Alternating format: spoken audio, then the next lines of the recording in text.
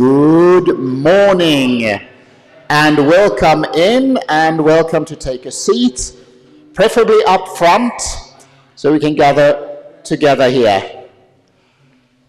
Today is a great day for us here. It's a great day for the UK, who have a coronation day, and we're extra glad to have British people who actually come to a foreign nation this day. And it's a great day before the Lord. This is a memory day in connection to the Day of Europe. And each year, in accordance to this day, the Schumann Center for European Studies arranges this conference, the State of Europe Forum, in the nation which has the presidency of the EU, and this year it is Stockholm, Sweden. And I stand here as representative for the Swedish co-inviters. My name is Evert, and I am the director of the Clapham Institute, a Christian think tank, and together with the Swedish Evangelical Alliance and YWAM, Youth with a Mission, we welcome you who are here to this conference and those of you who follow us through the internet as well, or who see this afterwards. This is going to be a long day, and Jeff is going to introduce the whole program to you later. We're going to listen to several different people during this first session, and then have a fika, as we say in Sweden, and those of you who are not familiar with the Swedish fika will soon find out. And then we'll have another plenary, then lunch, and then 2 seminars, and you'll get all the details of it later. But I suggest that we begin with reading scripture. I think that is a good way to start. We are here in Bethlehem Church, in Betlehemskyrkan in Stockholm, and wherever we are, it's a good way to introduce by reading scripture together. And usually, quite often, it's good to try to create the atmosphere that you've never read this scripture before. You've never heard this before.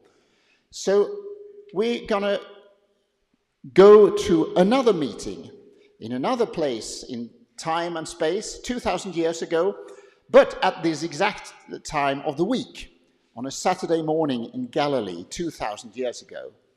So listen now to this text, because there is power and there is life in every word.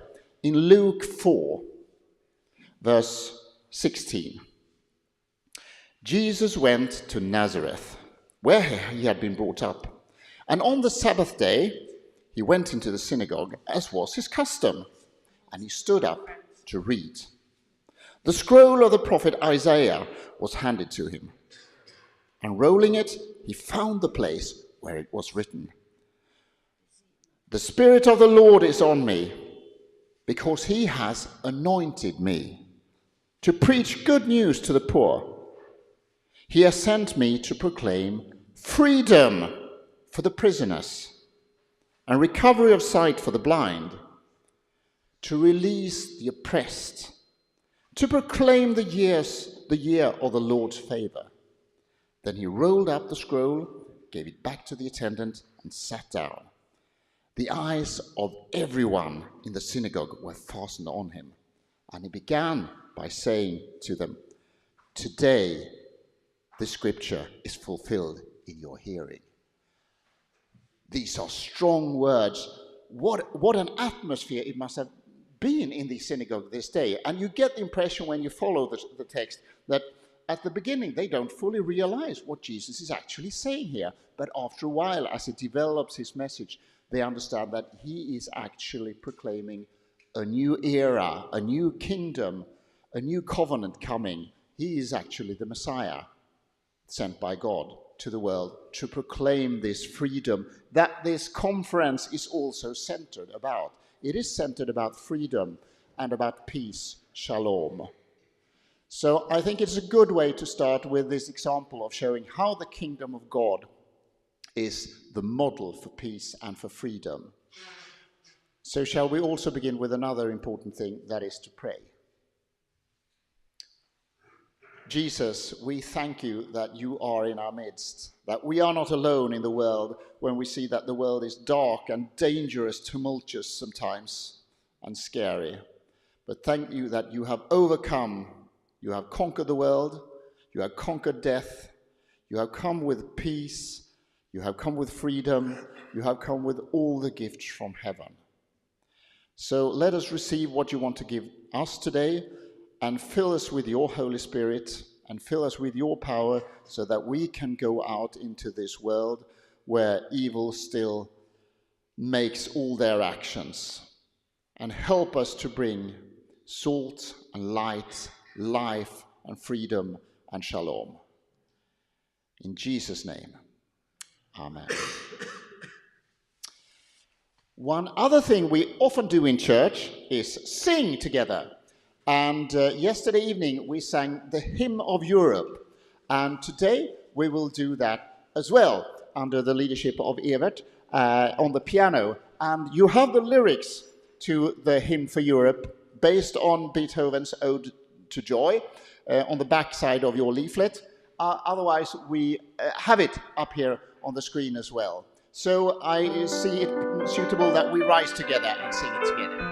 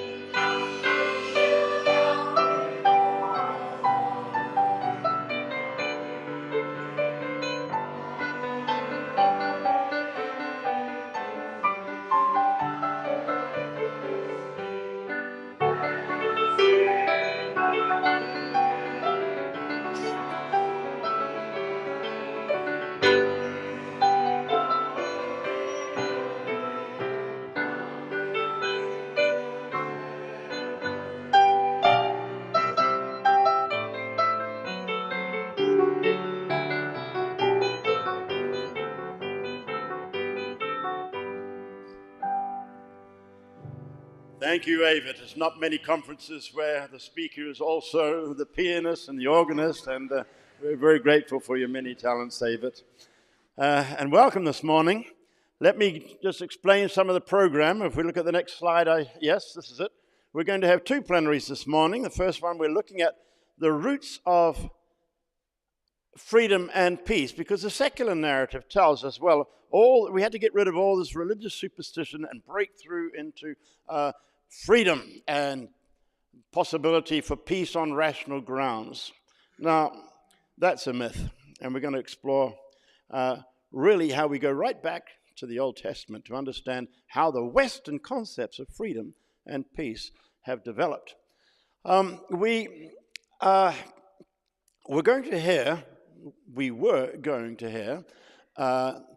from a Russian professor of Christian history, of history, Andrej Zubov, and in our efforts to video this last week, we had a very bad connection from Czechia, from Czech Republic.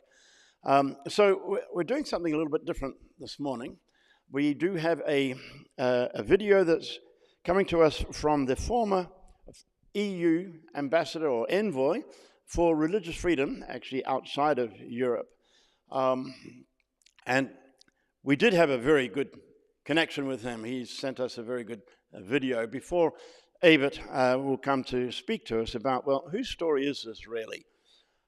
In our second session, we're going to look at the question of the big issue facing us in Europe today about where to for Ukraine. We'll explain that later. Now, I'm looking around to see if Margriet Kretenberg is with us yet. She may turn up in a little bit. I want to share something of a dimension of the Schumann story that we haven't touched on yet and is almost totally ignored in the treatments of his life, and something very important. And then after that, I would, if Margriet has turned up, who is planning to come, Margriet is a Dutch university lecturer who did her doctorate on Robert Schumann. And she runs something called Schumann for Kids. And I'd like her to tell us about that. She's co-authored this book here on Robert Schumann, the father of Europe. And Laura, who was with us yesterday with all the Ukrainian children, has arranged for that to be translated into Ukrainian. And so Margriet has come to spend time with these Ukrainian and Romanian young people. And I would love her to share something of her heart. She's really passionate about having young people understand something about this story. But firstly, let me ask you this. Who really won the peace after the Second World War? We usually think, well, yes, of course, the guns fell silent. We're celebrating that. Yesterday was a big day in Holland, May the 6th, and there was a big concert last night, May the 5th, rather, yeah. It was a big concert right in the middle of Amsterdam with the King and the Queen there. It's an annual event, and it was a very rich event, as we were having our own very rich event in the Santa Clara Church. And people imagine, well, the soldiers came through and liberated us, and people lived happily ever after. We forget that the 5 years following the end of hostilities were terrible years of bitterness, division, anxiety, and fear. Europe actually was suffering a severe case of post-trauma stress disorder. And in the middle of Rotterdam, there's a very graphic statue by I think he's Hungarian sculptor, Zadkine, of a figure, contorted figure with a great big hole in his heart. And it represents Rotterdam that was bombed out by the Blitzkrieg in 1940, May 1940. That image really could stand for the whole of Europe, because Europe was traumatized. I mean, we see the images of the situation in Ukraine today, but the cities like Dresden and so forth that were so totally bombed out, the families were so divided, Europe was so divided. How do you heal a broken continent like this? It wasn't just a matter of time. Something, a much more deeper factor was necessary, and that was also forgiveness and reconciliation. And that's happened in some parts of Europe, hasn't even yet happened in other parts of Europe. My contention is that that healing process took a huge step on May the 9th, 1950, when the two key nations, as well as Italy and the Benelux countries, agreed to put their weapons of industries of war, the weapons of war, under a common authority as a step towards interdependence, mutual accountability. And as we've explored yesterday, and Evert was calling this a moment of grace, an undeserved favor from God, where there was reconciliation and healing. Now, who was Robert Schumann then? he actually was born in Luxembourg. His father was French, but when Bismarck took over the Alsace-Lorraine, he didn't want to live under Bismarck. So he moved across the border to Luxembourg, and he married a girl from Luxembourg, and Robert was the sole result. And then Robert's father died rather early. Robert himself then, as he lived right on the border of Germany now, he was educated in Germany, and actually he had to change his nationality 5 times during his lifetime because of the changing allegiance of the different areas there. And after the First World War, he became a member of Parliament in France. He chose for France, and he was actually given the responsibility of harmonizing the laws of the Alsace-Lorraine region, that's the eastern region of France, with the rest of France, because it had been under Germany. And he did so with one huge difference. You may be aware of the French concept of laïcité, that is where you keep religion out of the public square. Yet Robert Schumann had been living in a Germany where Bismarck, with his culture, what do you call it, Kulturkreuz,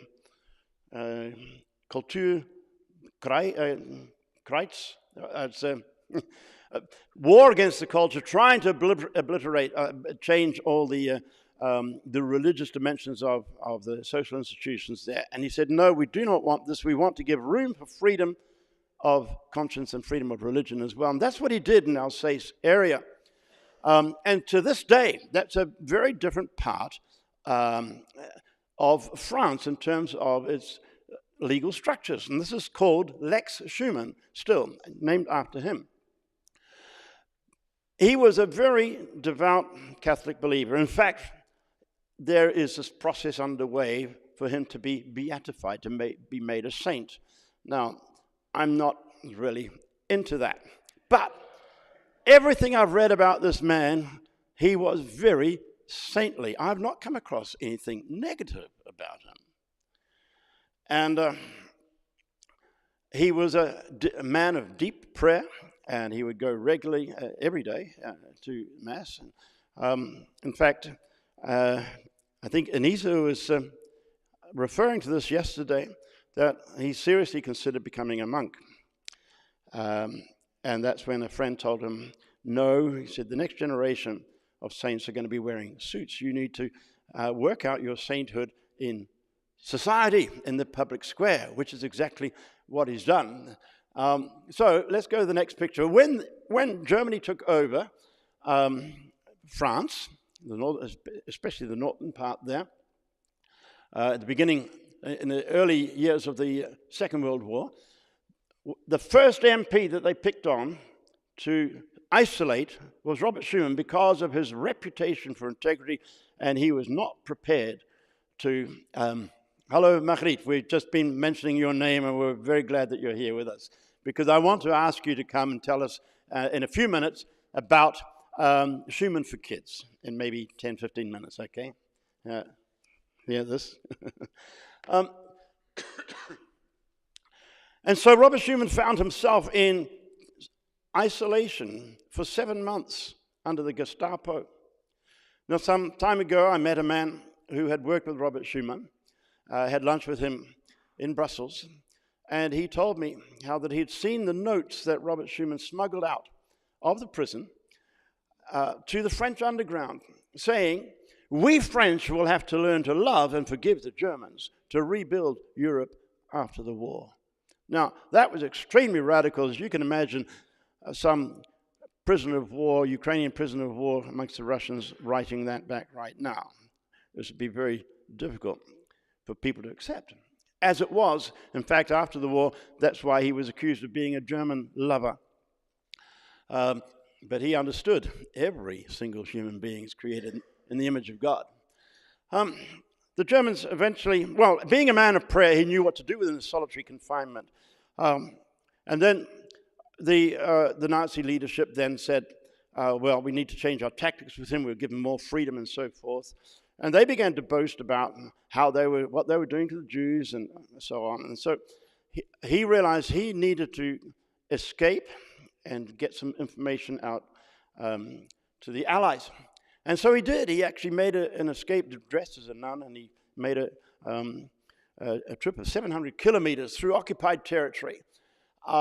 And he went down to Vichy there, to Marshal Pétain, who was heading up the Vichy government. That was the puppet government under the Nazis.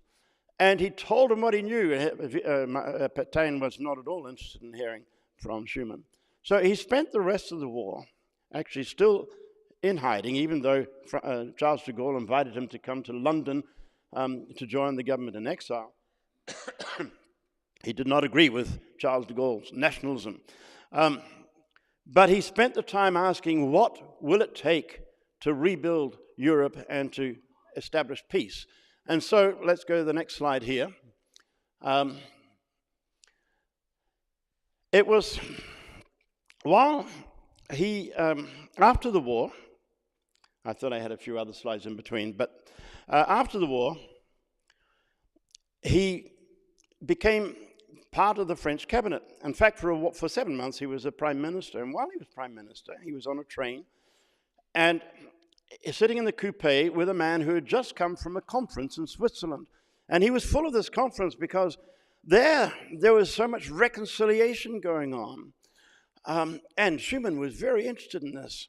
It sounded like it also had the same kind of principles that he had learned from the Catholic social thinking of the church. And this conference was taking place in this beautiful big hotel that's way up in the mountains, high above Montreux. You're looking out there over Lake Geneva, down towards Geneva, one of the most beautiful views in the world. And this man told him about this movement called moral rearmament, started by a Lutheran evangelist from America with Swiss-German roots, Frank Buchmann, who taught the principle that a changed world begins with a changed heart in me. That when I point one finger at others, I'm pointing three back to myself. And this man said, we were all there. We were management of mines and trade union leaders and industry leaders and so on. But we were all recognizing that we needed to come before the cross and ask forgiveness of each other. And this was a place where people were being invited from different countries that had participated in the war, Germany and Japan as well. Well, Schumann was very interested in this and said, I want to meet that man. And so a meeting was arranged.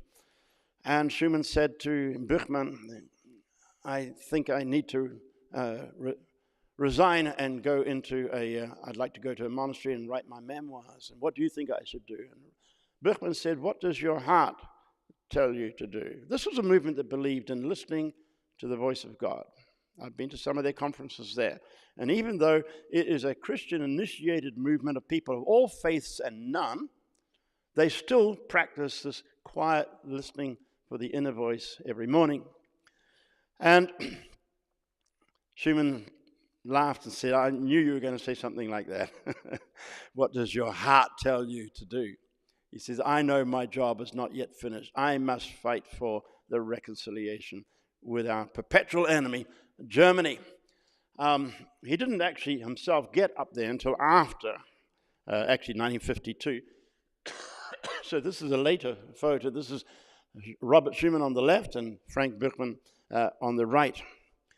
And I think the next picture shows us Konrad Adenauer, who was up there in this conference center. Konrad Adenauer was now the Chancellor of Western Germany. And he regularly went up there with members of his family. He was very enthusiastic by the message of moral rearmament. The name comes from the fact that as the nations began to rearm in the 1930s, Buchmann's message was, the world needs a moral rearmament.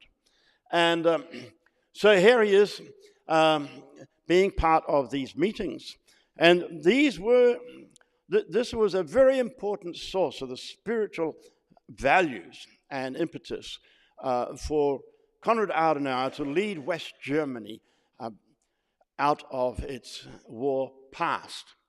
And as Schumann was meeting with Buchmann in that first meeting that they had together, he said, I don't know who to trust in the new Germany. And Buchmann said, we have some very fine people, and I can put you in touch with them. And so the connection was made between Konrad Adenauer and Robert Schumann. Next picture.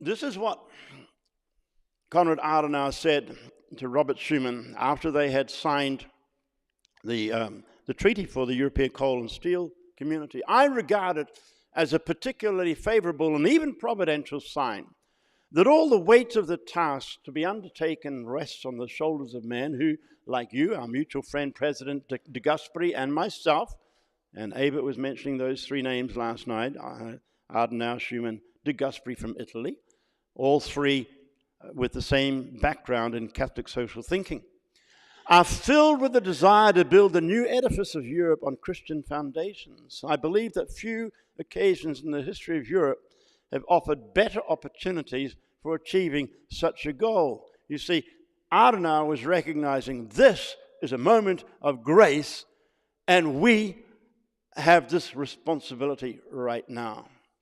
Now, of course, not all the other colleagues who were involved in the beginning of the European coal and steel community shared the same faith. But this was the seminal factor, the vision that these three men shared. So let me see the next slide. I think it might be, yes. So all of this then led to the announcement made at 6 p.m. on the 9th of May, 1950. There was going to be a meeting the next day, the 10th of May, with the American Secretary of State and Britain. And the Secretary of State had said to Robert Schumann, you need to come up with a plan to bring to the table there. And this was really the stick behind the door, making things happen. And it was Jean Monnet, who didn't share the same vital Christian faith that the other three did, who actually helped to make this idea very, very concrete. But it was the spiritual foundations of the Schumann, Adenauer, and de Gasperi that really gave this the moral authority that was necessary. So here in this 3-minute speech, Robert Schumann presented his plan. He hadn't even presented it to his own prime minister. He knew the prime minister would probably, he strongly suspected the prime minister would resist this and so on. So through clever politics, he managed to get a semblance of his plan through the cabinet meeting that day, after having consulted with Adenauer, who was fully behind the plan. Adenauer fully understood what was going on. That night, he called for a meeting with the press and announced this plan. And the next day, the newspapers said, this is the Schumann bomb. France takes the nations by surprise. Never before in history had the defeated party of a war been now accepted as equal. And that was certainly not the case after the First World War with the Versailles Treaty. And they realized we must not make that same mistake. It was reconciliation. They were extending grace as well in this moment of grace. And so here we see Schumann, the man on his right is Jean Monnet, as they then made this announcement. Now, from that time on, there was a plan on the table.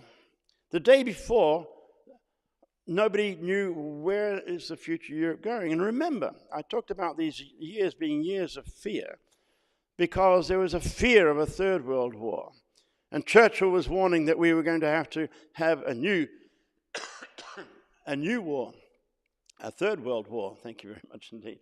And of course, Churchill had already announced that an iron curtain had fallen across Europe. And so,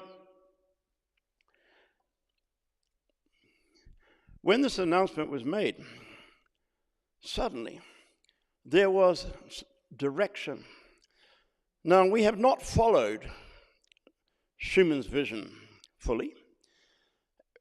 In our secular, limited understanding, being so often biblically illiterate and spiritually tone deaf, we've missed this transcendental dimension that Schumann was saying, this is essential. He said, this cannot just have be an economic and technological project. It needs a soul. And this is where we come in as the faith community. And as I mentioned before, we've looked to politicians to find a soul, but that's not their competence. Now, unfortunately, some parts of the body of Christ have been active, but I'm sorry to say that my constituency, we've not known what to do with this because our gospel has been too shrunken, too shortened. And so these were the 3 minutes that, maybe it's my journalist coming out rather than a historian, that shaped Europe. I've talked to some historians and say, well, yeah, it was one of the factors. Sure, it was one of the factors. But it seems to me that this was the defining moment of post-war Europe, because from that time on, there was a plan that began to move the nations towards interdependence, towards cooperation with each other, towards finding a lasting peace. And so it's been so shattering for us to have the experience of last year, as one of the players said, I'm not going to play by the rules, I'm going to throw the rule book out. And this was the rule book that was really established in this time. This event was one of a number of events. We could actually broaden this whole scenario in terms of the moments of grace, because when we look at how the UN came into being, the Universal Declaration of Human Rights and the European Convention of Human Rights, there were a number of factors that were actually yeasted, shall we say, by Christians that made this new international order possible. And that's what makes it so tragic, that this, what we're seeing happen today, is also being done in the name of a form of Christianity. And peace, ruski mir, that means peace. So this has led then to the presentation. Next slide. Oh, all right, we've mentioned that quote already. Europe cannot and must not remain, but this is what it led to, the presentation of the Nobel Peace Prize. About 12 years ago, I think it was, and 11 years ago. And of course, a lot of people were surprised because at that time, the European Union was going through really uncertain days. Now, one of the people who's contributing to us this afternoon was a member of the Nobel Peace Prize Committee in Norway. That's Dr. Henrik Caesar. And we're privileged to be able to have his input to us as well. But he says this is a fully deserved recognition. And it's a recognition that is not often passed on from generation to generation. And part of our responsibility is to keep this story alive, to tell the story, recover the story. And that when we recognize that when we look at the Bible, it's the only sacred book that takes history seriously. And that's because the concept of history, of past, present, and future, is actually a biblical revelation.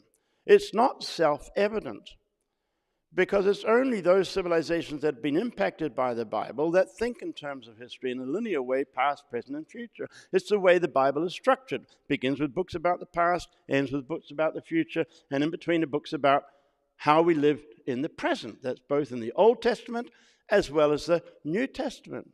And we as the people of faith need to be people who are rooted in God's past, what he's done in the past, focused on God's future, what he's going to do in the future, what are his purposes for Europe, so that we know how to be effectively engaged in the present. That's why we have this State of Europe Forum. Look back at this story of the Schumann story. But there's a much longer story to tell, and Evert's going to be touching on that shortly. So I'd like to invite Margriet to come forward and like to ask you a few questions. I think I have some slides to do with this as well. Let me see. Yes, okay. Margriet has co-authored a book. I mentioned, Margriet, that you have you did your doctorate on the Schumann story. Come on up here. Thank you. And you can take this microphone. No. Thank you very much, Jeff. This is a real honor to be here. Thank you very much. I prepared some, but I think with this I can do. This is great. Okay. Thank you so much. Yeah, okay, thank you so much. This is actually a last-minute decision for Margriet to come here to be with the Ukrainian young people and to tell them also about this story. Yeah. So what would you like to tell us about? perhaps I can first tell a little bit about why. Sorry, like this, you hear me better. Yeah, okay. Well, perhaps it's good that I mentioned that I'm a teacher at the Hague University of Applied Sciences. And I think that since the moment that I defended my PhD on Schumann's Europe, his frame of reference, it is so hugely important to convey the message that Jeff just mentioned already, and that I summarized well, out of this thesis with the ideas of, well, the person at the center of all structures and always in connection with the common good. And then reconciliation, solidarity, subsidiarity, so not helping more than needed, because if not, countries and people get spoiled, and supranationality only where needed.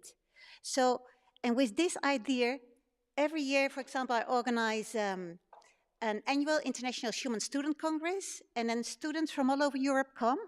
We just had it in March, and it is amazing. And even from India they came. So all over the world, you see what people like most are the common values, the common Christian values. I mean, we don't mention it as Christian because that is not allowed in our university. So we should be very careful with saying this word.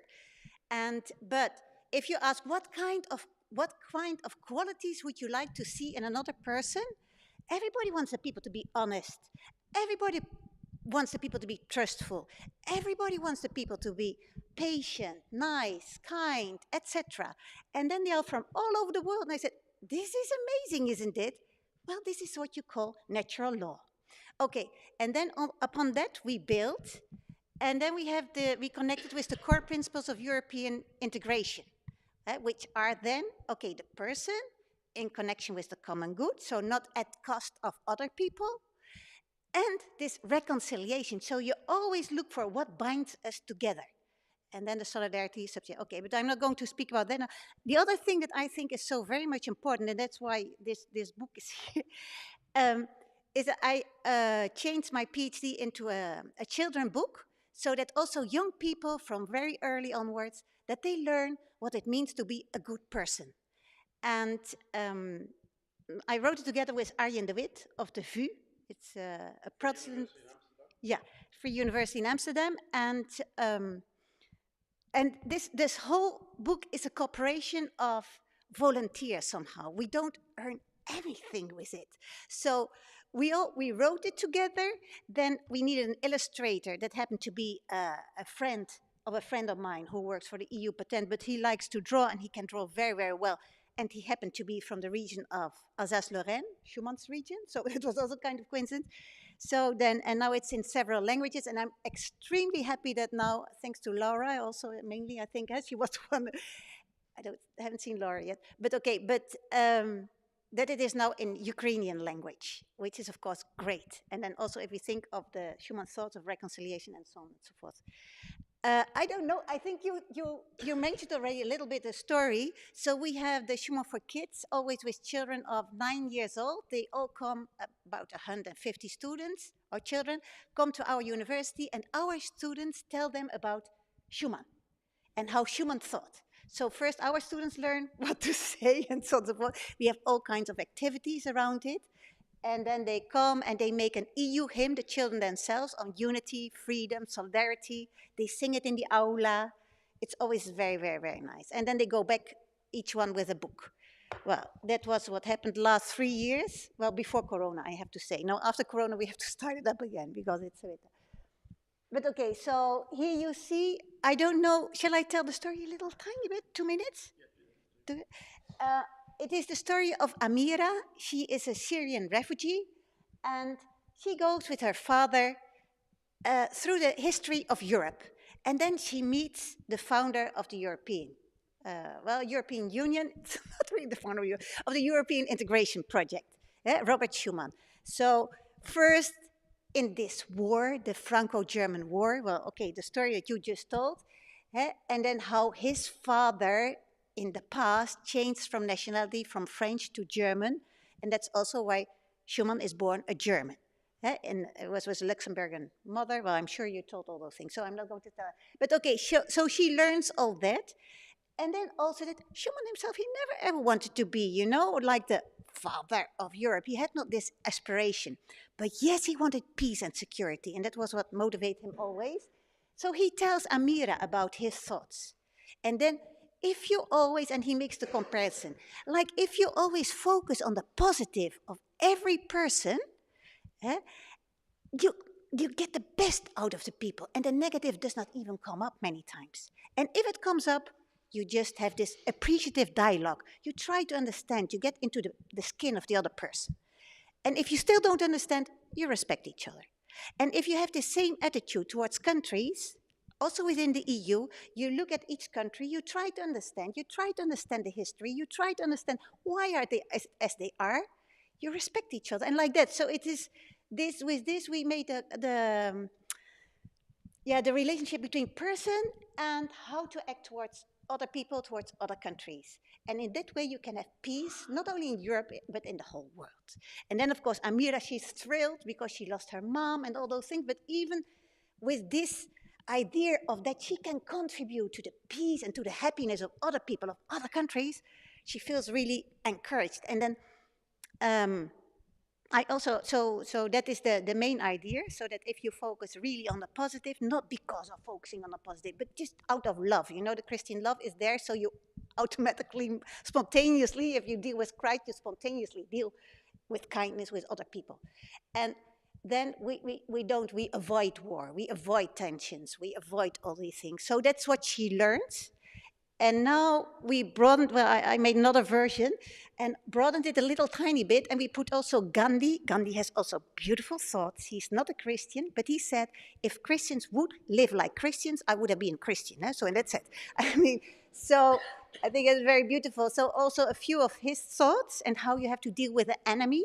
It's really very beautiful. So just put it in a natural way. And Martin Luther King also. He also has beautiful thoughts, as you very well know, so also put it in. So to make it a little bit more, that it's not only Schumann, not only Europe, but that you can spread this idea all over the world. I think that's more or less... That's wonderful. Yeah, thank you. And I think we can all see how infectious your enthusiasm is on young people, and you're a wonderful ambassador for that. Thank you very much indeed. Thank you.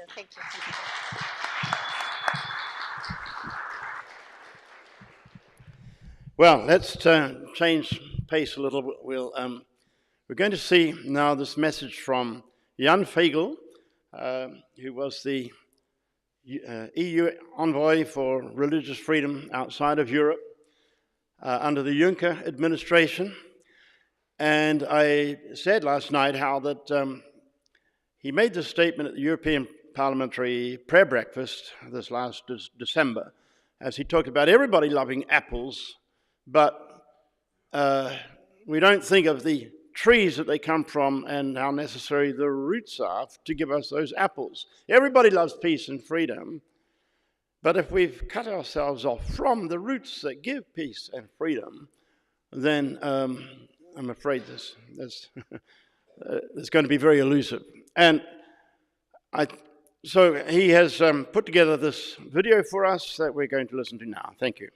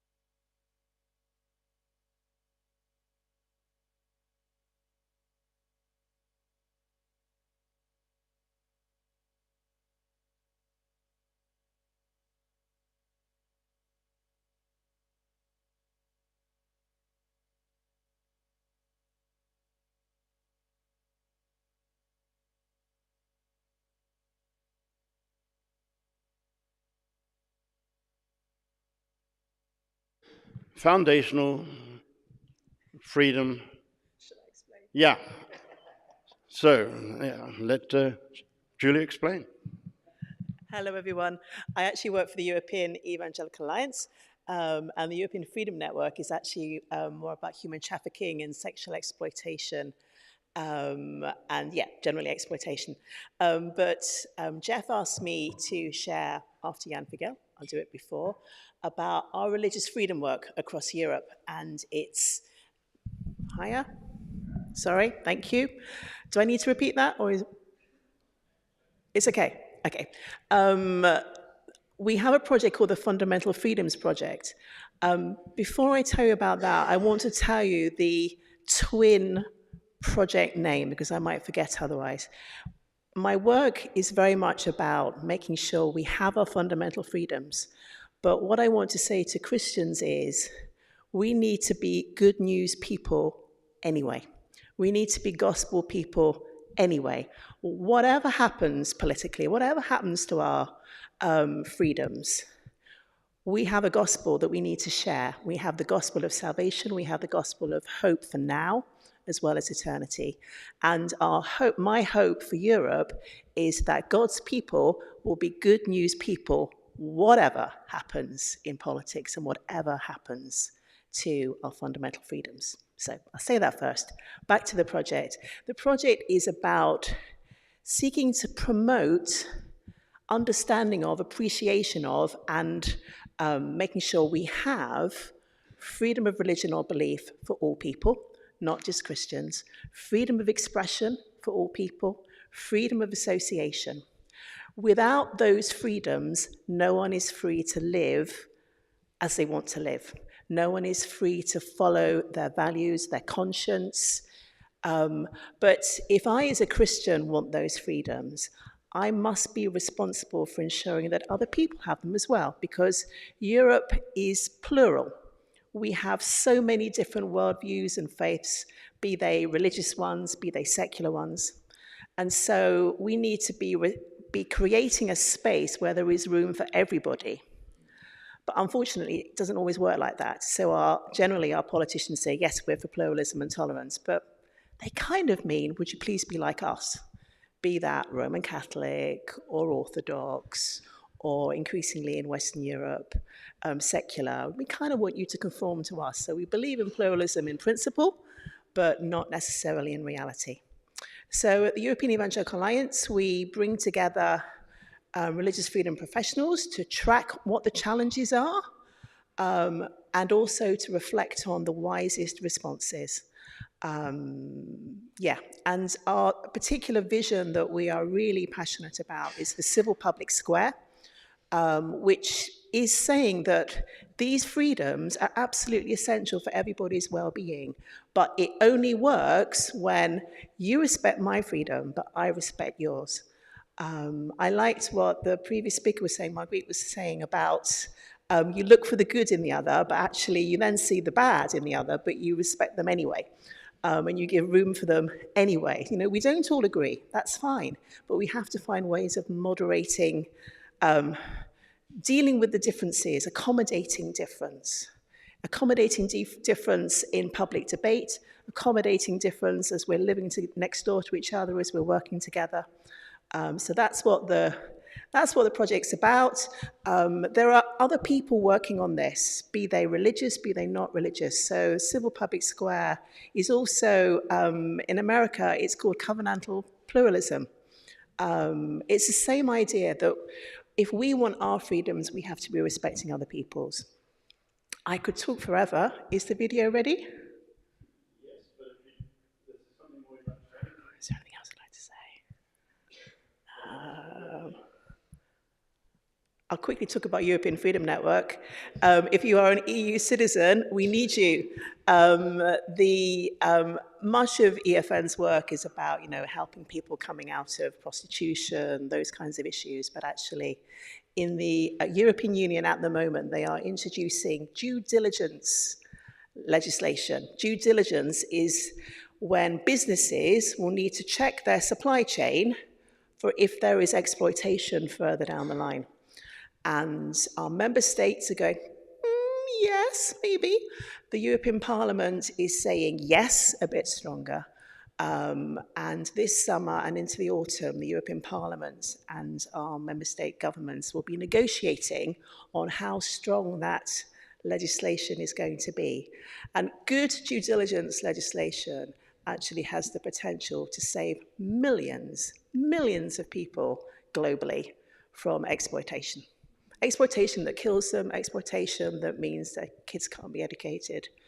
It has such potential. So we need your help, please, to encourage your government to be a bit more ambitious. And actually, they may say, but it will harm business, but it won't harm business. Because if it's legal, if it's the law, all businesses have to do it, and therefore there isn't an issue of competition because all businesses need to do it. And actually, most of the cocoa industry actually want really strong legislation. So it's something to pray for and something to campaign about.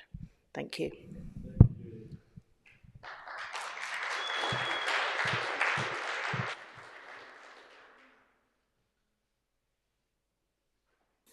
Freedom and peace are very important human values.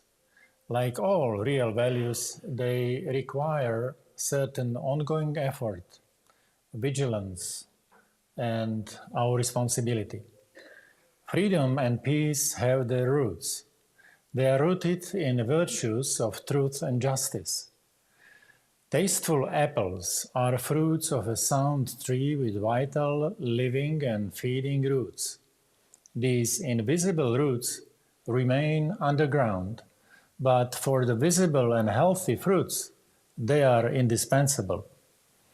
And it all starts with a small seed and then a young, fragile plant of a little tree. Therefore, desire for healthy fruits presupposes our care about roots and tree as well. Similarly, freedom and peace are very needed and important fruits of truth and justice. Freedom is a very popular phenomenon, but we should remember that freedom is a beautiful but vulnerable daughter of a wise and brave mother called truth. Because truth liberates us from illusions, lies, propaganda, or demagogy. Truth reveals that we all are born free and equal in dignity and rights. Respect of fundamental human rights of all is a core of modern justice. But we should remember that rights are possible only in connection with duties and obligations. Human dignity is a source, foundational principle of my rights and my duties as well. I can claim my rights, but I must remember also my duties as husband, as father, citizen, towards the other and towards community I live in, starting with my family. Peace is a fruit of justice. Therefore, if we desire a peace in 21st century, we must do more for justice in our society and among nations.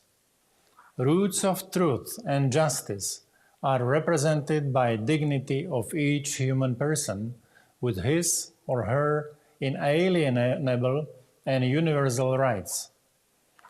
Culture of human dignity for all requires respect and implementation of two ancient and justified ethical principles: silver ethical principle and the golden one.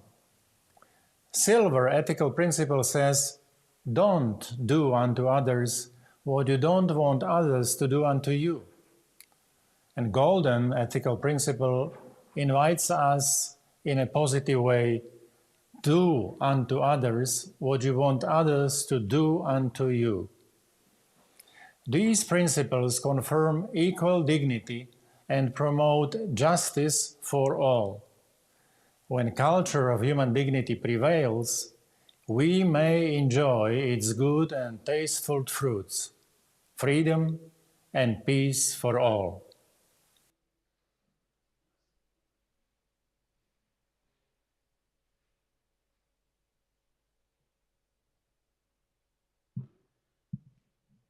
Well, those are very good foundations for us, and to go on to our, I just saw Evert disappear.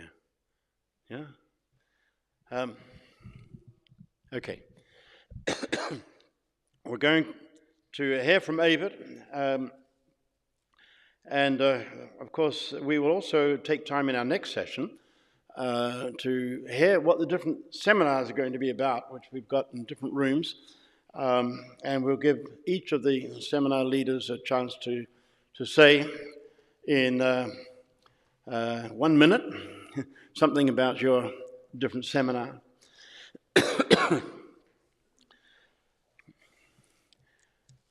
All of this is being live streamed and recorded, and you'll be able to go back to, for example, look at this video that we just heard, or watch the whole presentation.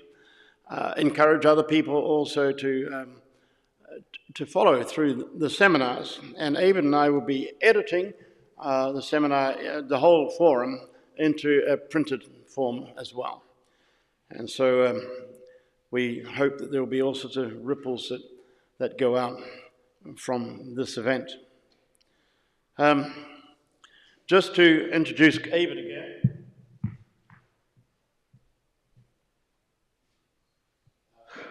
For those of you who were not there last night, Evert has written this book called Christian Faith and the Making of Europe. Now, I run a master's degree program on missional leadership and European studies. It's very difficult to find texts from Christian sources that have been produced in recent years on the making of Europe. What actually shaped Europe? This is one of the few, although it's not per se a history book. It doesn't, and not in that sense, but it gives you perspectives on Europe today, very much with some historical dimensions as well. And Evert and I have been running a summer school for European studies for the last 10 years or so, team teaching there. We'll be doing so again this year. If you'd like to delve into more of what we're sharing, we'll be doing so. It's the last full week of August, August the 21st to the 25th, I think it is, in Amsterdam. And if you're interested, please connect with me. So, Evert, we're looking forward to what you're going to share with us now about whose story is the story of freedom and peace. Thank you. Can somebody help with this? Getting it higher? I don't know if it's... The Zealanders and the New Zealanders. Yes, that's right. Yes. 20 minutes? Yeah. Can you put it a bit higher? Yeah. Oh, yeah. Go ahead.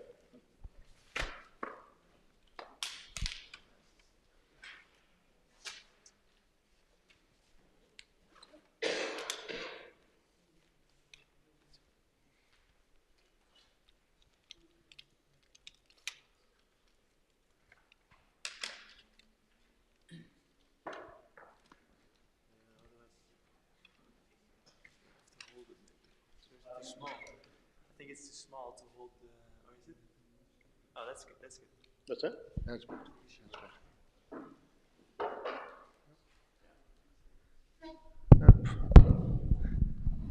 That's better. Several years ago, I was challenged to review one of the, what we call in French, the received ideas, according to which freedom and human rights are the legacy of the Enlightenment. And happily, the Enlightenment put an end to the Dark Ages, which are associated with Christianity, and put on again the light of antiquity, the Greeks and the Romans, so that we could now all benefit from the fruits of the antiquity mediated by the Enlightenment. I was challenged to review that for several reasons, which I will not explain, but it has led me to research and to review that theory, and ask the question, but where did Enlightenment philosophers like John Locke, Voltaire, de Montesquieu, Immanuel Kant, to mention just a few, where did they get these ideas from? Were they the inventors, or did they get them from the ancient Greeks and the Romans? So I started to look up the sources in ancient Greece and among the Romans, but there you will never find something like universal human rights. It didn't exist. Even the idea of one humanity did not exist. There were a few philosophers like Cicero who ventured on the idea that perhaps all peoples belong to one family of humankind.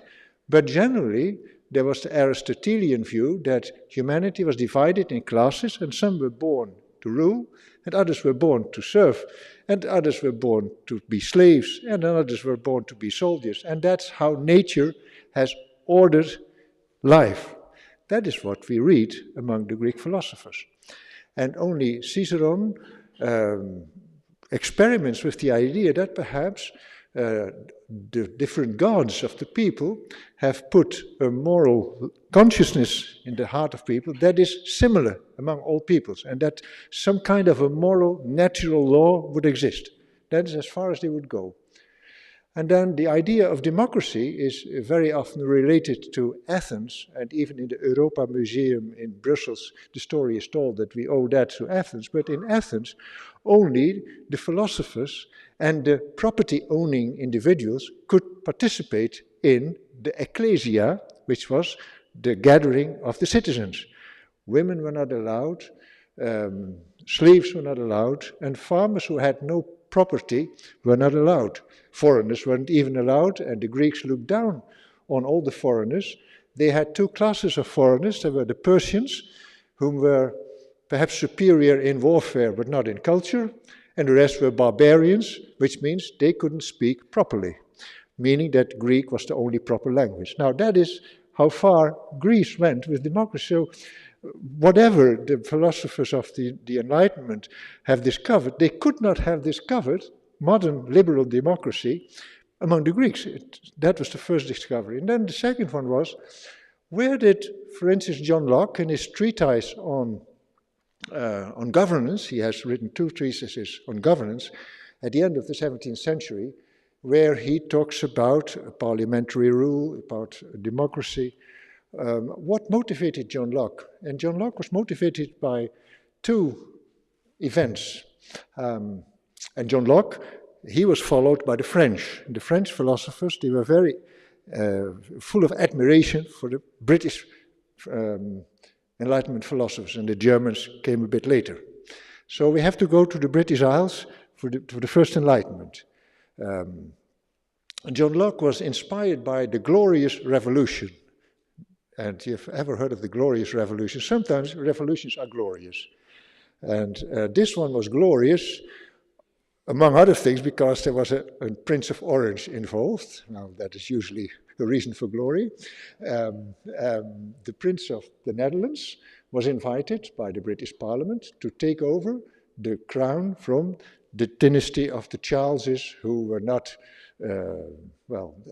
they were suspected to secretly impose Catholicism again in England. And so the Prince of Orange was invited to take the crown in 1689, and he promised to respect Parliament. And this was laid down in the Bill of Rights. And this is an epoch-making event in the history of Britain and of Europe, because that's where we have Westminster democracy. And that became the model for all the later philosophers who talked about democracy, with 2 chambers and with a monarch who has to take into account what the Parliament says. And so this Westminster democracy was really born out of this glorious revolution after the Civil Wars. And where did the Prince of Orange and all these tolerant people get their ideas from?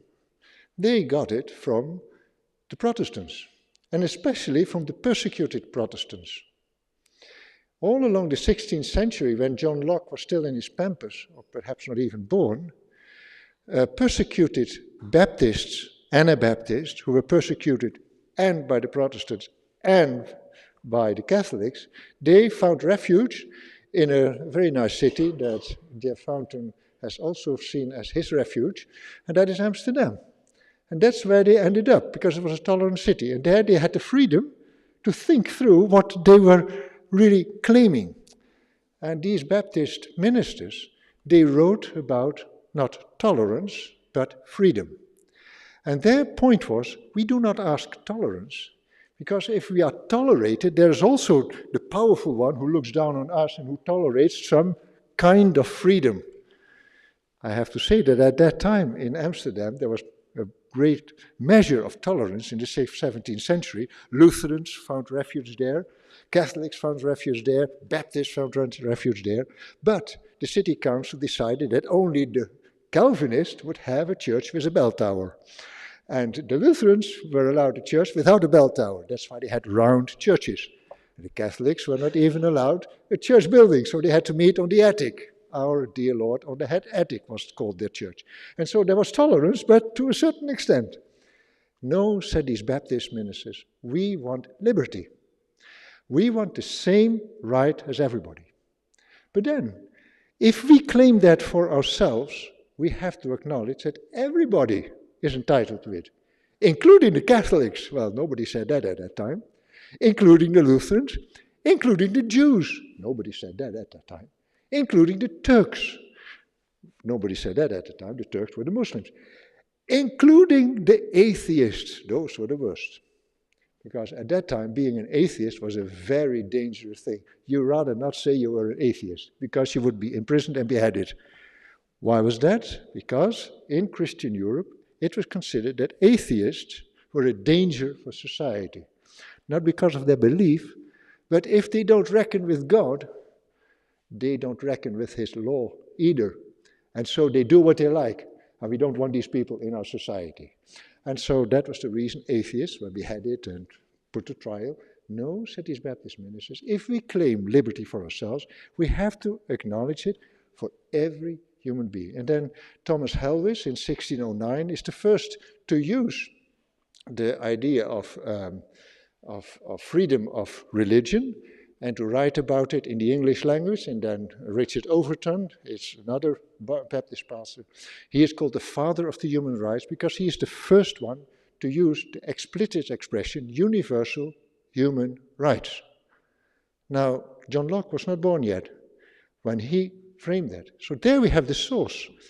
It was a huge discussion among the Protestants. How far could tolerance go? There was the famous conflict in Geneva where Calvin did not allow a heretical teacher, Michel Servet, to live in freedom, and so he was in favor of having him executed. And that was a terrible moment in Geneva, in Reformed Geneva. And one of his colleagues, it was a proponent to the ministry, of the pastoral ministry, Sebastian Castellion, he was opposing publicly the position of Calvin. It cost him his pastorate, it cost him his income, and he had to flee. It was not allowed to say that. But even Castellion did not allow atheists the freedom that he was claiming for himself. So here we have the Baptist pastors. And then we have Roger Williams, of course. He also went through Amsterdam. He taught Dutch. He was a teacher of Dutch. And then he went to the colonies, where he sought refuge with his Baptist congregation. And he sought refuge in the Puritan colony of Massachusetts. He was kicked out of there because the Puritans, they were very Protestant but not very tolerant. So he went to a place where the Indians agreed to give him or grant him the right to settle there. That was Providence. Now the Indians did not understand when Roger Williams and his Baptists offered to pay for that, because Indians didn't know what that meant. But they just gave them the liberty to be there. That is Providence. And Providence was founded in 1637, and they put up a charter under the British rule. The colonies in North America had a charter, a sort of constitution for an autonomous rule. And this was the first charter in English history, in the European history, or in the history of all, that was based on the separation of church and state.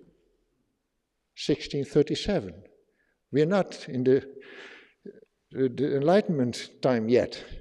And here we have already the principle of the separation of church and state. And Roger Williams said we have to make a wall of separation to keep the church from state interference and to keep the church from mingling in political affairs. When we are in politics, we behave like human beings based on the moral law of God, but not as Christians of a certain denomination. We do not mingle church affairs and political affairs. And that has been the cornerstone of the French, of the American Declaration of Independence and of the American system. The separation of church and state is very much at the heart of the American system. And we owe that to Roger Williams and these Baptists, these Anabaptist pioneers. Now, if you want to read that, that's all in the book. I have a whole chapter on that in the book. I've published that article. I thought, well, Evert, if you on your little study room there in the south of France think this is right, perhaps I should test it. So I put it on the academic circles, where you put your articles and you get some feedback. And if it is nonsense, people will be happy to say so, that it's nonsense. I got only confirmative responses, especially from the United States. Nobody cared to contest it, and I've confirmed it afterwards. And as far as I know, that is where we get the idea of human rights from. What did the Enlightenment philosophers do? They couched it, the same idea, in a rational, secular language. So the language was a bit different, based on the natural moral law. But the idea was already there, that every human being belongs to the same family. Now for that, you need one other cornerstone, which is usually missed out. The American Declaration of Independence. Every human being is born equal and entitled to life, happiness, and liberty. And happiness. Well, that's a human right. It's good to know. Is it an opposable human right? I'm not sure, because whom can you ask to give you happiness? That's the difficult part of that. Okay. And then you have the French Declaration of the Rights of Man and Citizen, a few years later, 1789, in the year of the French Revolution. By the way, the drafter of the committee, the president of the drafting committee, who drafted these rights of man and citizen, was a Reformed pastor who comes from the same town where I live. I have seen no monument for him. I just found it out, and I'm waiting for our city to give him the monument that is due to him. But that was a Reformed pastor who knew what persecution was. And in these two declarations, it starts with the Supreme Being. Even the French Declaration starts with the Supreme Being. Why is that? If you posit the idea of one humanity and all human beings having the same rights, being brothers in brotherhood, what do they have in common? Because if you look at the face of it, there's not a lot of it in common. And especially in those times, people thought that some people were not even human, or perhaps they didn't speak human languages. So that was not a very obvious idea. You need to have monotheism. Monotheism, the belief in one God, is the basis of the idea of one humanity. If you have more gods, every nation has his God, or is it her God? Is nation feminine, or is it, I don't know, okay, his God, then you do not have to think of one humanity. You have just this God and his nation. And you can fight all the other nations because they have other gods. That's how it went in the Old Testament, that's how it went in history. And then the biblical religion came around, and the prophets, they took the consequence. All men are created by the same God. They bear the image of the same God. Now, if you bear the image of the same God, you belong together. So monotheism was the starting point for the idea of a human family. And if you have a human family, then the logical end conclusion is that all members of this family are entitled to the same rights because they are human. And that was the theory of these Baptist pastors who theorized this on the basis of the New Testament and Old Testament. And that is where we get that from. And even in the secularized world of the Enlightenment, they retained the idea of one creator God. under the supreme superstate. And if you see the paintings of the Declaration of the French Revolution, you see this eye looking on us, the supreme eye looking on us. And it is an important element, because if you take that out, you don't have brotherhood. Of course, later on they took that eye of God out. And so we talk about brotherhood, but if you're brothers, you have a common father. But if the common father doesn't exist, the whole idea of brotherhood crumbles down. And this brings me to the current discussion on freedom and human rights. Several philosophers, they try to create a secular basis for human rights, and it is very difficult. I don't encourage you to go into a study of that, because you will get a headache more than I've got. It is so complicated. How do you give a foundation for the idea of universal human rights? Some philosophers say, well, okay, it's a hangover of Christianity. Perhaps we should leave it. If you are an evolutionist, you have to include the animals as well. All the animals, or the higher animals, but also the ants and the moustiques. It is an incredible discussion. Well, who has rights? If the horse has rights, then the flea has rights as well, or not. You know, it is an endless discussion. So the solution that political scientists offer is what they call positive law. That means the liberal democracy, which is the ideal form of government, decides that this is a universal right. And as long as they decide it, it's a right. So we have decided, we, the people of Sweden, that people have the right not to be discriminated against. Okay, we put it as a universal human right. But then again, if tomorrow you have a new Swedish parliament and they discuss again and they come to the conclusion, no, not every Swede has the fundamental right to be not being discriminated against, then you change the rule. And so there is a relativism built in the foundations of human rights. And this is today is a huge discussion. I'm not an expert on that, but I laugh a little bit in myself and say, well, that's what you end up with. If you take this splendid idea, but you cut it from the source where it came from. And then there is the last element, and that is the vision of the individual. We say individualism is it's a very negative thing. But if you go into the history of religion and society, you will notice that all the ancient societies did not know the individual. There was only the group. You are part of the group. Your religion is a group religion. It is not a question, do you believe in God?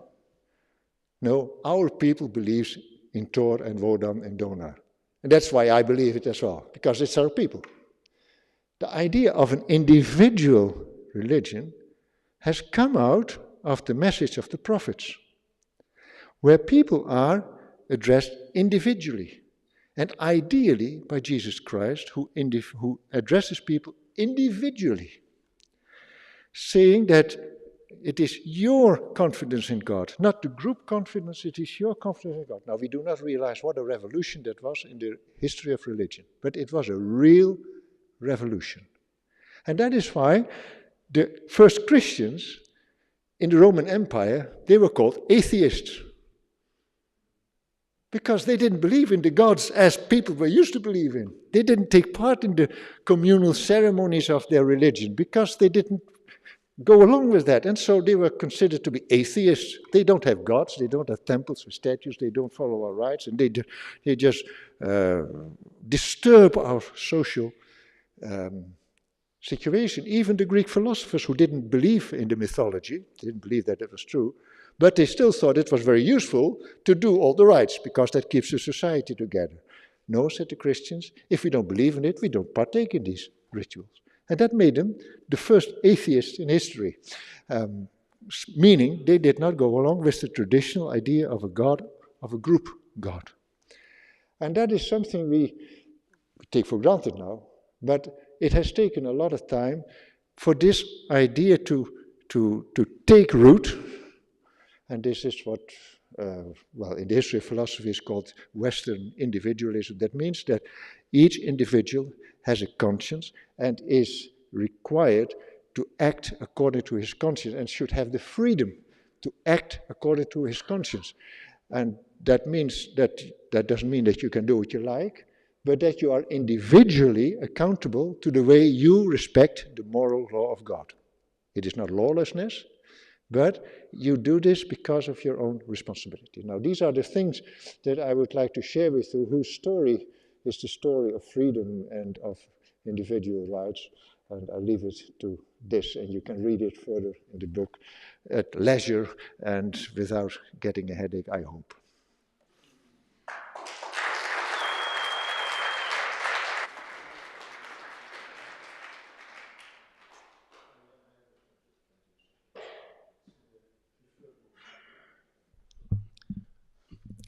So, there are still a number of copies of Evert's book that are available, and I highly recommend it as a great source. Yeah, I think as we listen, we realize, we're being stretched and taken into areas we've not heard about, we've not often been encouraged to think about. But it's so essential as we move into our next session to evaluate, well, how do we go further? And we know that we have an enemy who goes around and loves to steal the inheritance of the saints. And frankly, we've been robbed. We don't know our own legacy. We don't know our own story. And we're told all sorts of other propaganda. We're very conscious of the propaganda that's floating around the world today, even social media platforms called truth that are blatantly not truth. And it is the faith community's responsibility to take a stand. But we've too often sought the comfort zone within our churches and not known really how to engage out there. So thank you very much, Evert. That was a brilliant, without any notes, talk. And I think you've given us much to be thinking about. Thank you so much indeed. We're going to take a break now. Coffee break. Fika, sorry. Is it true that fika comes from coffee back to front? Fika, cafe. Is that right? That's what I read somewhere. And anyway, we can go and have our back to front coffee now. And we'll be back here at 11 o'clock. Thank you.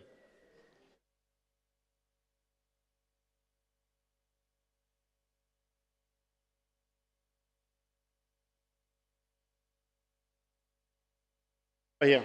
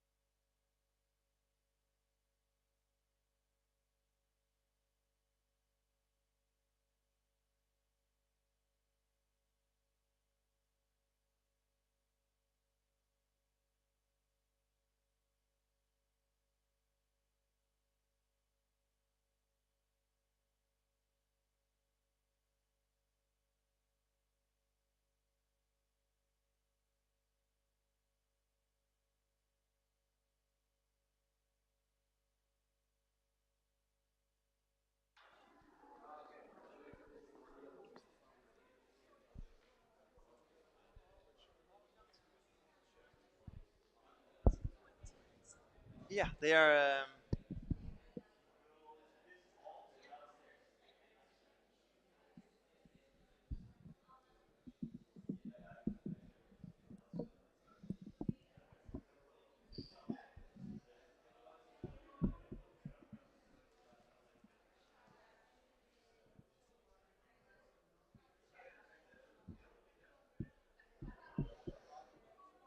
Hello.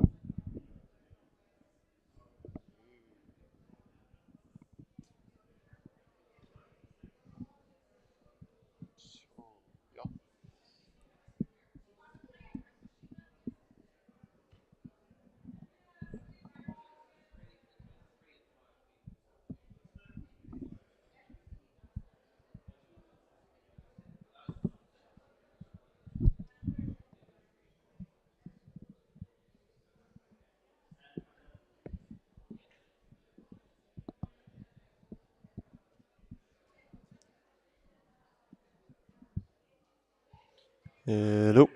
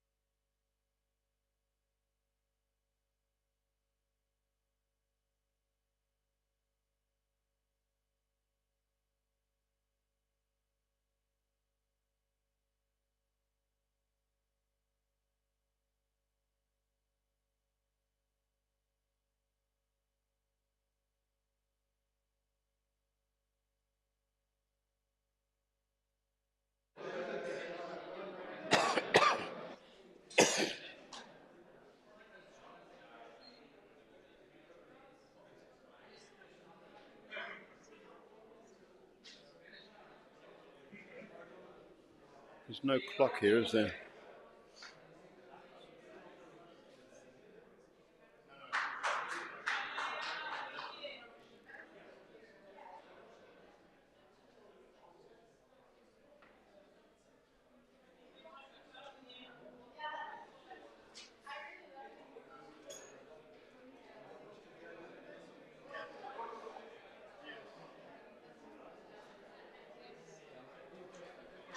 That's one of yours.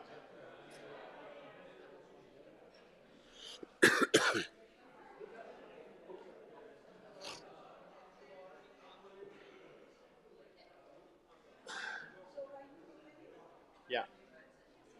Yeah. Welcome everybody to the next session.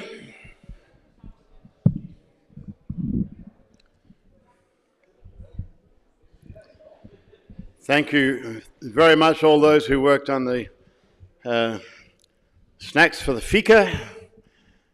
Good Swedish, should say Scandinavian, because I think there was a little bit of Finnish bread there as well. So we are going to start the session on peace or victory. And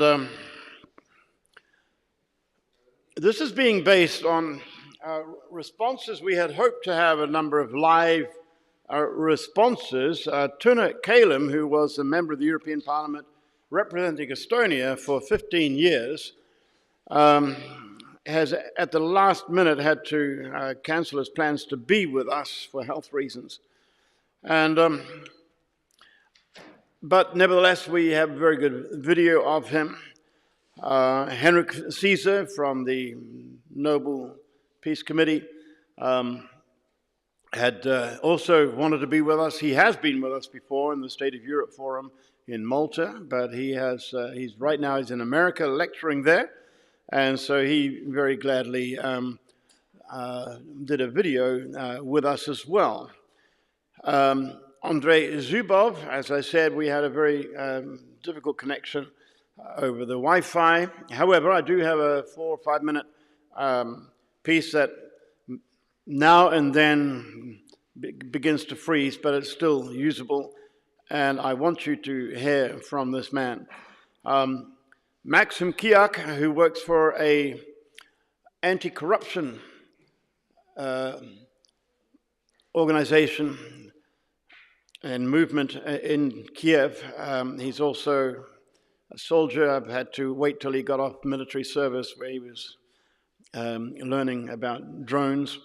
And I had the wrong photo up of him earlier. I don't think I haven't yet given the right photo. However, they'll be joining us all by video, and I've asked Olaf to also give some thoughts as a Swede. But let me lay the foundation for what I've sent to each of these people is an article by one of Henrik's colleagues, and I think we have a video slide of this. He works for the Peace Research Institute of Oslo, and a few months ago he posted this article about peace or victory when we were beginning to plan for our time here. Now, a lot of things have developed right now. As we look at the situation in Ukraine, we see that many of the Western armaments have arrived, and we're being given this sense that a counter thrust is fairly imminent. And there is a danger, as Maxim's going to remind us, that we can watch this as a kind of spectator sport. A little bit like, I remember I was with an American friend as the Iraq invasion began, and there was this so-called shock and awe attack, and my American friend was, wow, it was like watching Super Bowl. Maxim will tell us about the friends he's lost, and he'll remind us that any attacking force suffers far more casualties than the defenders. Whatever happens now is going to be a very sobering new phase. It's a little bit like I have the sense that a wee bit of the D-Day landings, there's a turning point coming. And everybody was very apprehensive. You know, was the weather going to be good? Would this be a success? How would the German defense hold up, etc., etc.? So much depended on the success of the D-Day landings. And it's sobering to remember that there were more American GIs killed in the war after the D-Day landings than in the rest of the whole of the war. And so we're not following this as a spectator sport. And we want to respond to what we hear this morning in some prayer together in smaller groups.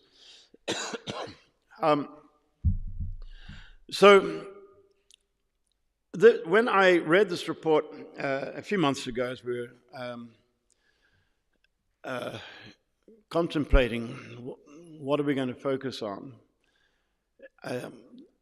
it seemed like a strong stalemate.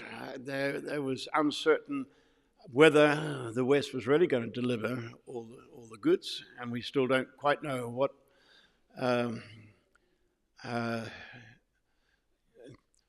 the true situation is. However, this was a provocative piece that I thought, let's look at this as a way of responding to it and seeing, from a Christian point of view, what is the right way forward. And so, coming back to this slide, this is what the paper basically was saying, that there's no decisive victory for either side that's looking feasible. We seem to be facing a long, drawn-out war of attrition with constant rockets coming across from the Russian side. But the goal of total defeat of the Russians is a dangerous goal because it's going to be extremely difficult to actually achieve. And the war is going to drag on unless it's settled by some kind of Western intervention. Just this last week, the American authorities were estimating that just in the last 5 months, 100,000 Russian casualties, 20,000 of which were deaths, have been incurred. And hundreds of thousands of lives, well, actually millions of lives being shattered. But just in terms of the military casualties, it's a huge amount. And we make a mistake if we think that, well, just large numbers of Russian casualties means a Ukrainian victory. The Russian experience in history is that they have huge losses, but eventually they can win because they have such a large population. The idea that this was also arguing that only a withdrawal of Russian forces from the occupied territories can bring peace. And he was arguing the need for a UN-mandated region, something like Kosovo, and that we need to guard against a disintegrated Russia, which would be very dangerous, something like a Yugoslavia with nukes, with all the different regions with their own nuclear weapons, let alone being under the control of the likes of the commander of the Wagner Group, who, by the way, has just been threatening totally withdrawing from Bakhmut. He's so angry with the Kremlin right now. And that ethical and humanitarian reasons demand a stop to the war. And in response to the emotional need to see the crimes being avenged, this cannot be done by war. And this is something President Zelensky was saying 2 days ago in The Hague. There needs to be a tribunal, there needs to be justice seen to be done. And so let's hear first from Henrik Caesar. He's a colleague of the man who wrote this, Sebastian Schritter, and let's listen to his response to this paper. Thank you.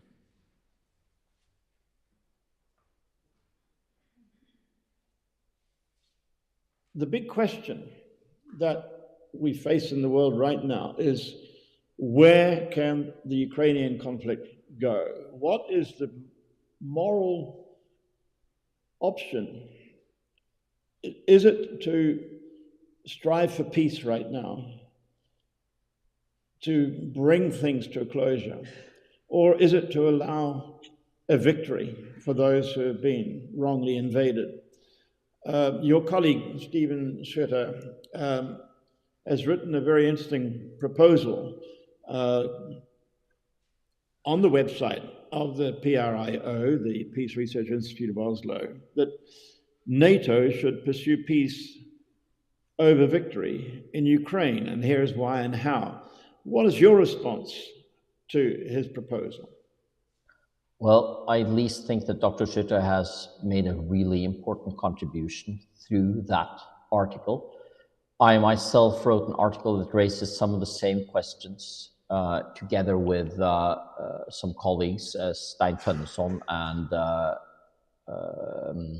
Greg Reichberg, who's a good colleague of mine, in an American Christian journal called Commonweal. And the question is exactly this.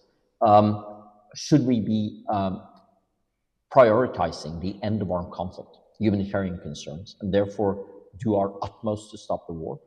Or should we support the side that has been wronged, that has been brutally invaded in this war?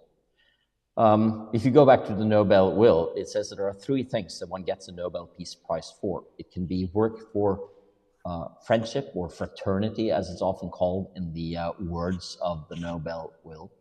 It's work for disarmament, and it is work for what at his time was called peace congresses.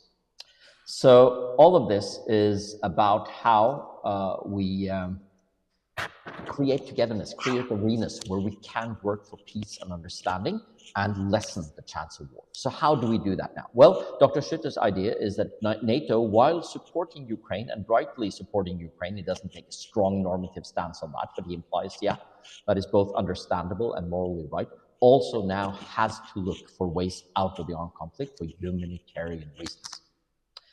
And that's because so many people are dying between two adversaries who won't be seeing victory anytime soon. We know from history the willingness of Russia to be truly patient in war. That's not necessarily a virtue from a humanitarian point of view. It probably is from a military point of view, not giving up. And at the same time, we see Ukraine being helped by the West, and I think rightly so from a moral point of view, defending itself and trying to take back the territories that is rightfully Ukraine's. So the question is, what will be the end game of this armed conflict? And I think we all know that the end game at some point will happen around the negotiation table. There won't be a total victory for the one side over the other. And that's why I, who feel very strongly for the Ukrainian cause, who has personally supported both Norway's and more generally NATO's military and material support of Ukraine, believes that we have to think about what that negotiated settlement will look like, and we have to start thinking about that now. That doesn't mean that we give in. For instance, an immediate ceasefire now will probably be exploited by the Putin regime to reorganize and get ready for more attacks, and that could endanger not just Ukraine, but also other parts of Europe, such as Moldova, or maybe even the Baltics, even though they are safer being within NATO. But at the same time, I think we all know that if we just continue to wage this war as harshly as we're doing now, tens of thousands of more people will be killed. Hundreds of thousands will be hurt. Refugees will stay refugees for a long time. There will be huge material losses without actually getting to that point where one side can clearly say that it's won. Now, I'm not saying this is the only version of it, but that's why I say that Dr. Schütter and others challenge to ask about how we can think about negotiations right now without playing into Putin's hands. Well, it's a hugely difficult question, but I think it's one we have to work on. Generally, I must say that the way in which Europe and the US under President Biden have tackled this has come across to me as quite wise, always sending the signal, whatever is happening, that we are ready to talk. Yes, we support with material military resources, but this is not the end game. This is not primarily something we believe should be solved militarily. And my final question then, of course, is what does the end game look like? Not just where is it created, what does it look like? Ukraine's position is that what is rightfully its, according to international borders and international law, should be returned to Ukraine. Most analysts say that yes, that is of course the ideal, but I believe that a total Ukrainian supremacy over the Crimean Peninsula today is probably unrealistic. Some sort of international and negotiated settlement for that area will probably be necessary. And at some point we have to sit down and think about it. So let me say, as my colleague on the Nobel Committee, who is now the vice chair, Asli Toye, says, it is very costly what is happening. It's costly in humanitarian terms and in lives. Let's not make it so that even though we strongly support the Ukrainian side and are abhorred at what Russia has done, that means that we therefore essentially buy into a never-ending war. What would you say to Ukrainians today in the light of your comments earlier about safeguarding against bitterness and about forgiveness? One of my Ukrainian friends has said, well, talk about forgiveness right now is like telling a joke at a funeral. What would you advise for Ukrainians in this area? I think a deep wisdom when it comes to the question of forgiveness is that it is the one who has been wronged who decides when to forgive. And for us to say, oh, you must forgive, we must carry on, can come across as extremely paternalistic and as very lacking in empathy for what is actually happening and the deep breach of trust and faith that Russia under Vladimir Putin has committed. But we also have to look, for the sake of Ukraine as well, at the longer term. First of all, Russia is not just Putin. It may sound like an obvious and almost banal thing to say, but goodness, how important it is to remember. And also look at questions in our world that we can tackle together and that so many Russians, young and old, would love for us to tackle together. Just think about the challenges of climate change and lack of biodiversity. Just think about the security when it comes to nuclear weapons and real nuclear disarmament. These are things we have to work on together. And I'm actually doing a research project now that I hope will end up as a book, where I'm working on what happened during the Cold War and the space race. And we, of course, think about the space race, which ended with the Americans actually landing on the moon several times from 1969 to 1972 as a Cold War battle, where the Americans in the end beat the Russians. But the interesting thing is that right under the surface, there was a lot of admiration between the Russian and American sides. And not long after the Americans had actually managed to land on the moon, they invited the Russians in and said, we have to work together, which led to a uniquely successful collaboration. And I've talked to several of the people involved, including several astronauts, and they are just so adamant to insist this is an example of where we have worked together in peace, friendship, and understanding. And it started in the middle of the Cold War. It started in a situation where people would say, how can we trust each other at all? But one found places to trust each other. And as an academic myself, I must say that I believe in the field of science. And by that, I'm not just talking about natural science, but more generally. I know Russian philosophers and social scientists who love to work together. I know, of course, through what I know about the space programs, how well they work together. And that kind of thing gives me hope. I would hope that space exploration, which will go ahead in the years ahead, both having to do with Mars and the moon, will be something where we will collaborate, something that the Chinese and the Russians and the rest of Europe and America and other countries can be doing together in peace, as Neil Armstrong said, for all of mankind when they landed on the moon. This is for all of mankind. So I believe in that. But I don't believe in saying to our Ukrainian friends right now that, get over it and start forgiving, because what has happened is a huge breach of trust and a breach of peace. Henrik, thank you so much for all you've shared with us this evening. This has been extremely stimulating and perspective offering. I should have mentioned that Henrik is a strong believer, actually runs Bible studies himself, and I think you could see his values where he was coming from. And I think there was a lot of echo there with what Margriet had been saying earlier about seeing the good in the other person and recognizing all human beings reflect something of the image of God, however clouded that might be. Now, thank you for that. Lucas, let's go to, I think it's Andrej, is he next? Zubov? But before we actually hear his video, I think there's a slide there, the one with Napoleon on it. Andrej Zubov was with us at our State of Europe forum we had in Riga in 2015, which of course was just after the invasion of Crimea.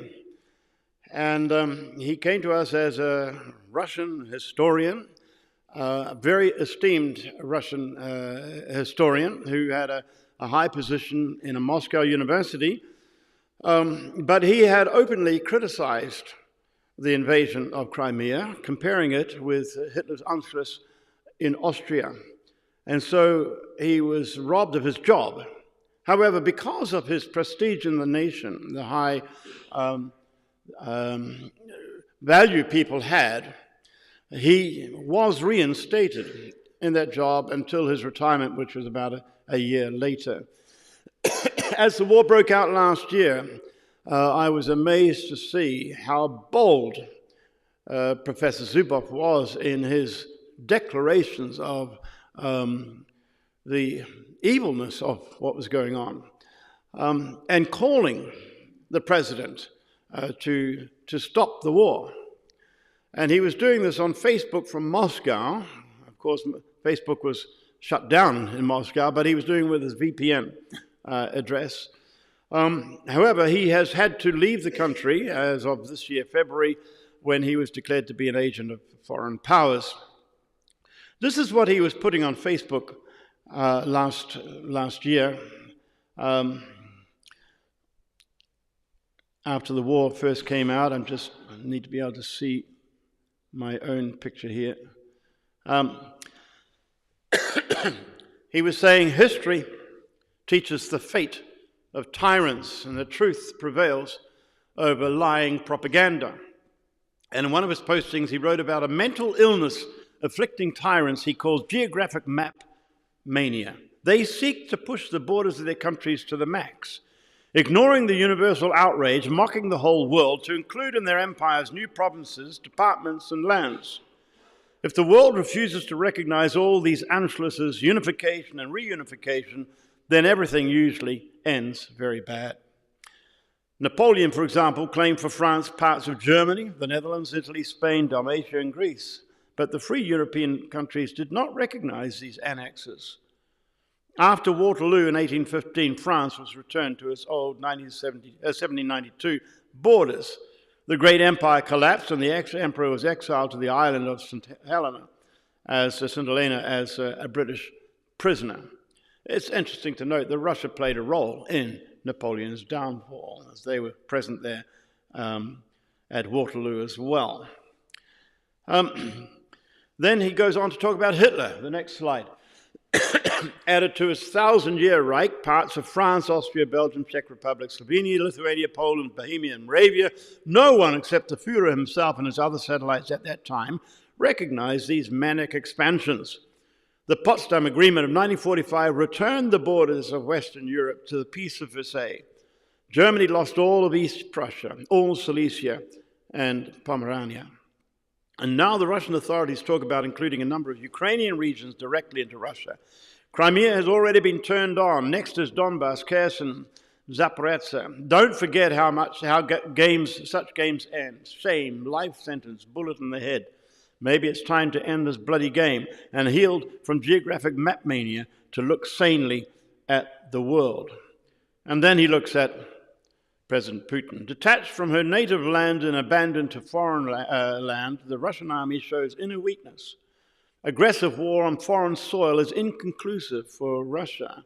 This is not a discredit of the Russian army. This is a statement of historical fact, a sum of 3 centuries of experience.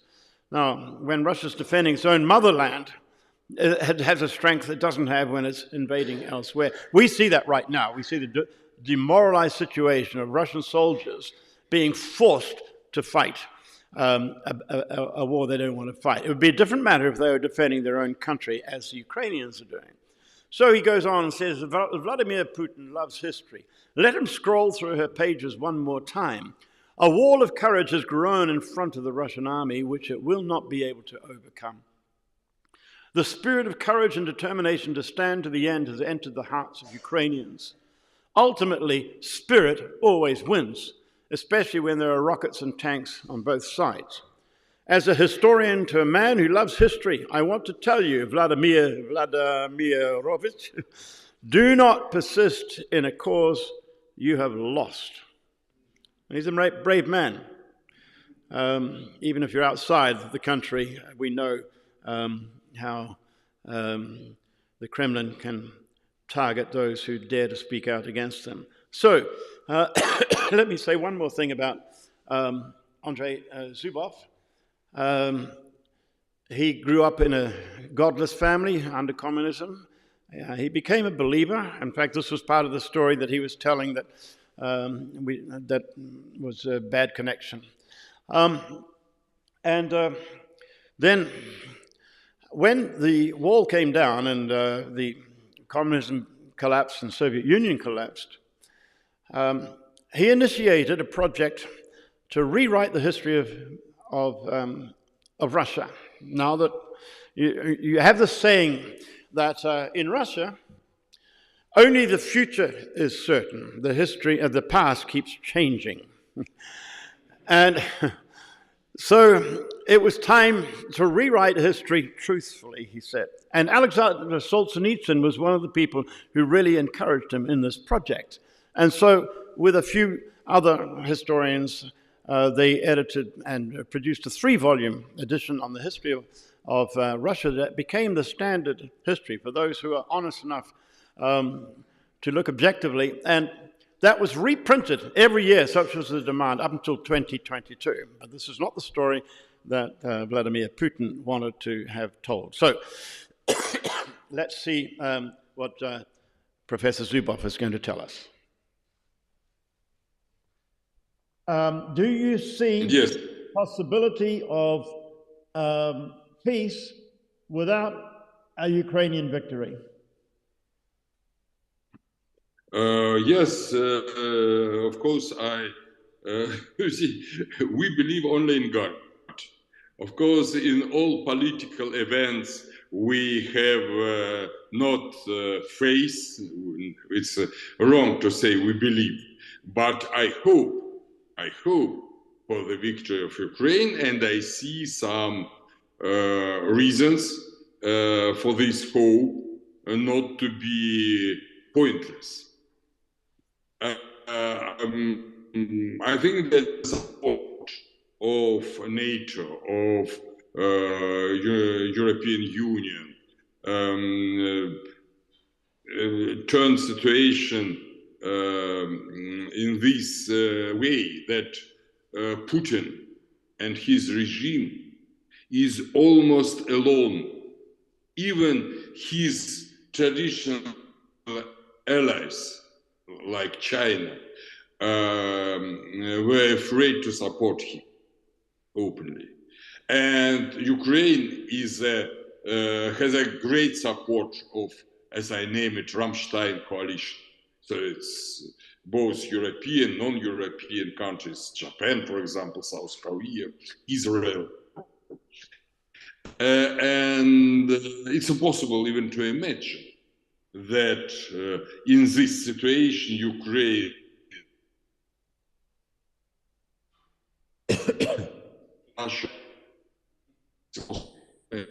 the only variant is that this Rammstein coalition stopped to support Ukraine once. I think that it's impossible.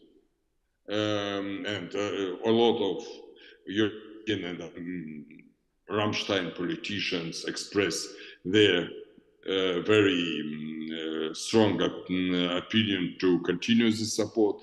So it's impossible for Russia to win this war. The real problem is not if Ukraine wins this war or not. The real problem is what will be with Russia after Ukraine win this war, after Ukraine and all her allies win this war. What will be with Russia? See, because if Russia in its borders without any Crimea or Crimea, Donbass, everything will return to Ukraine. But if Russia continue to be an aggressive, totalitarian, military-oriented state with this communist Soviet KGB background, it will be dangerous for Europe and for all the world. And we know the history of Europe in the 20th century. After the Versailles Treaty of 1919, in 15 years, Hitler, by democratic way, took power in Germany.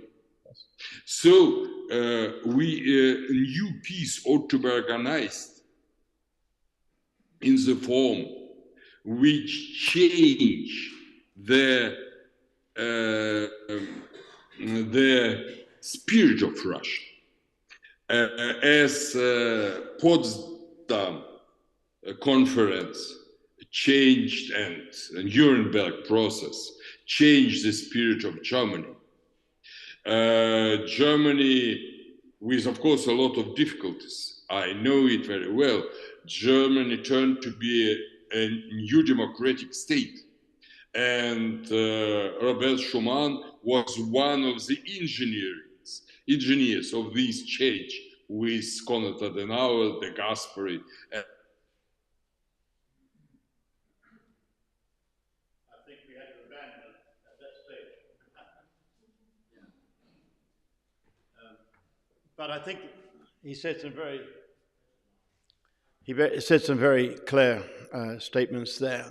In a little bit, we're going to actually have just groups together to process what we've been hearing, and we'll have some time of prayer as well. But first now we move on to Maxim Kiak, who actually I think may be following us live stream right now. And he works for an anti-corruption organization called ANTS in Ukraine. And I was able to have a good conversation with him, which we're going to hear now. Thank you. From my perspective, it's really hard to speak about negotiations, diplomacy, peace when we speak about modern Russia, because peace in Russian terms, so peace, how Russia is perceiving this peace, is a total, Ukraine to be totally destroyed. And unfortunately, we don't need this kind of peace. We don't need this kind of negotiations, because Russians will definitely use it for their own sake, and they will do this for until they gain their imperialistic advantages. And yeah, you mentioned the moment which was also mentioned by the author, that the Russians are, they don't pay attention to casualties, they don't pay attention to human lives, as we can see right now in Ukraine. So they have lots of casualties. So we're gonna have 200,000 casualties among Russian troops. But the thing is that the author is mentioning a number which is, I believe, 26 million dead people or civilians during and military as well during the Second World War. But I have to emphasize that it wasn't Russia that suffered the most during the Second World War. It was basically Ukraine and Belarus and other states. So that's how Russians, they're stealing the history, as well as history of World War II. And the other thing is that what do you understand? I mean, how do you perceive the peace? What will be the peace after that? Unfortunately, I think that after so many casualties, I have personally lost several friends, which were soldiers. They were really great people. We have lost lots of great people, sons and daughters of their motherland. And I don't know if we can speak about the victory after so many losses, so many casualties. And again, I have to say that from Russia's perspective, peace is a total destroying of Ukraine, its identity, culture, language. So today's Russia will go until the end. And when I say about Russia, I don't only mean Russian regime or Kremlin's regime. Unfortunately, this is all the Russians have to be blamed for everything that's happening in Ukraine because they supported actively, or passively, in a passive way, they supported this regime. And that's what it is. I think, again, I have to say that the author was trying to be neutral, but unfortunately, this is a trap. He is not saying who is an aggressor and who is the real victim. And when you have an aggressor, which is like a clear aggressor, when you have a clear victim, you cannot, say that both sides, as he said that. There is one side, which is an aggressor, which has started this full-scale aggression, or better to say, it didn't start a year ago, it started 2014. And we have a victim, which is Ukraine. We have also Ukrainian people who are victims. So as simple as that. I am an academic, I am a scientist as well. I understand that we have to be more objective. You have to have less emotions when you try to analyze something. But when we speak about what's happening right now in Ukraine, which is a war, it's not a conflict, it's not some kind of crisis.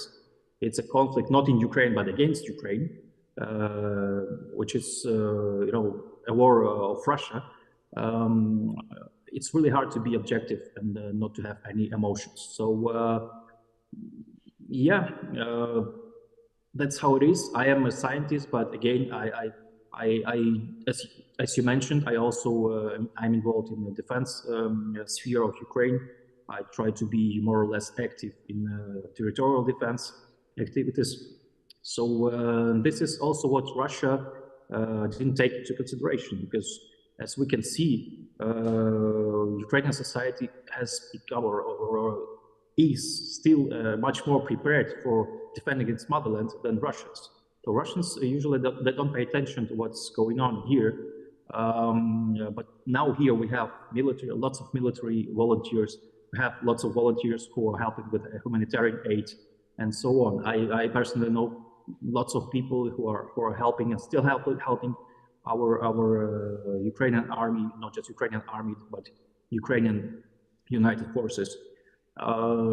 Russians don't have this kind of tradition. So this means that, we're gonna have victory, not peace. We're gonna have Ukrainian victory, but not as soon as we would like it to be. But one day it will be. But by what means, but by what casualties, no one knows. Unfortunately, we are paying with the lives of our best children, best sons and daughters every day. Russia has much more people than we do. And again, I have to say that Russia is not valuing human lives at all. Thank you, Maxim. That's very clear.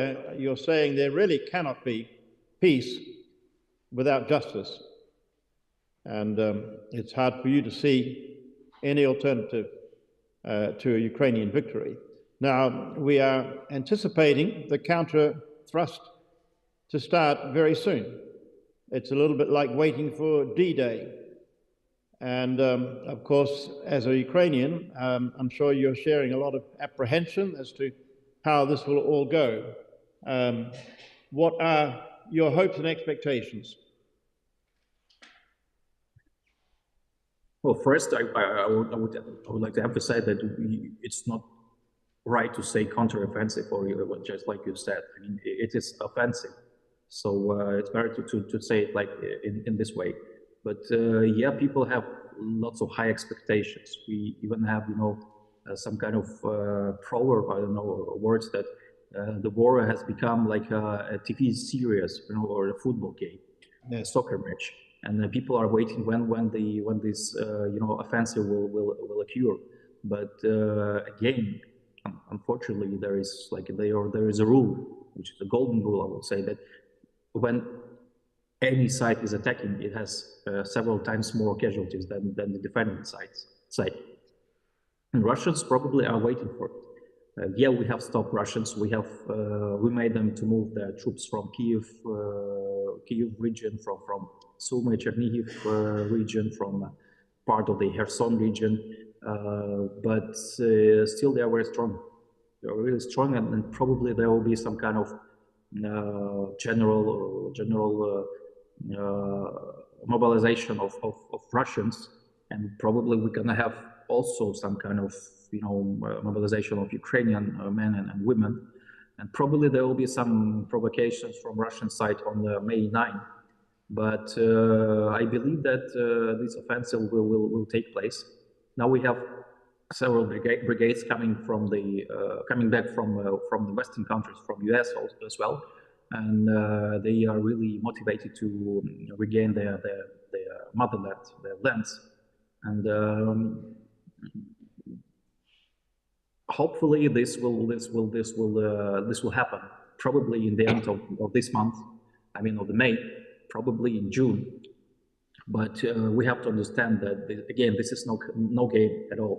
This is life, and you have to pay with lives of your own people. And despite Russia, we are valuing the lives of our people. Yes.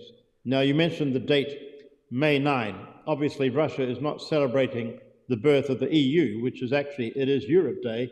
But tell us the significance of May 9 for the Russians. Well, this is the day of the so-called Great Patriotic War, victory in the Great Patriotic War, which is a bit, I mean, this is a bit strange because, again, as you mentioned, Soviet Union has lost a lot of people. I mean, millions and millions of people.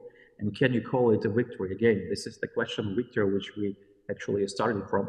The question we started from in the very beginning. And they have stolen this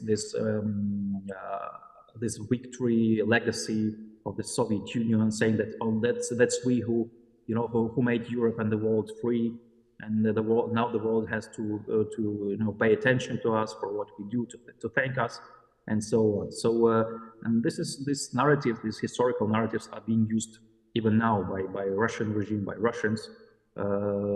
That there is even the proverb that they are using all the time, that our grandfathers have been fighting, and now we are fighting, like they are fighting right now. But after 1944, there was a well-known proverb: never again. So there will be no war again in Europe.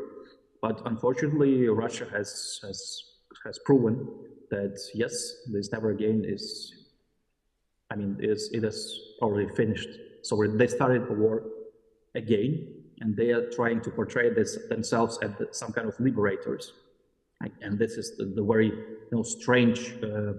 strange mix of the words.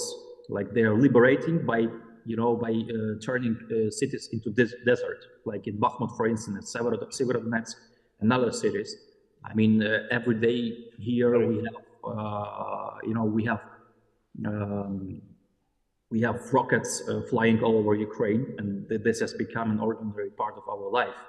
And this is really strange. I mean, right now, it's like drinking the coffee for Europeans every day. This is how it is. And yeah, I mean, Russia is, and we can also mention a bit disinformation, how Russia is, exploiting disinformation against Ukraine, against other countries.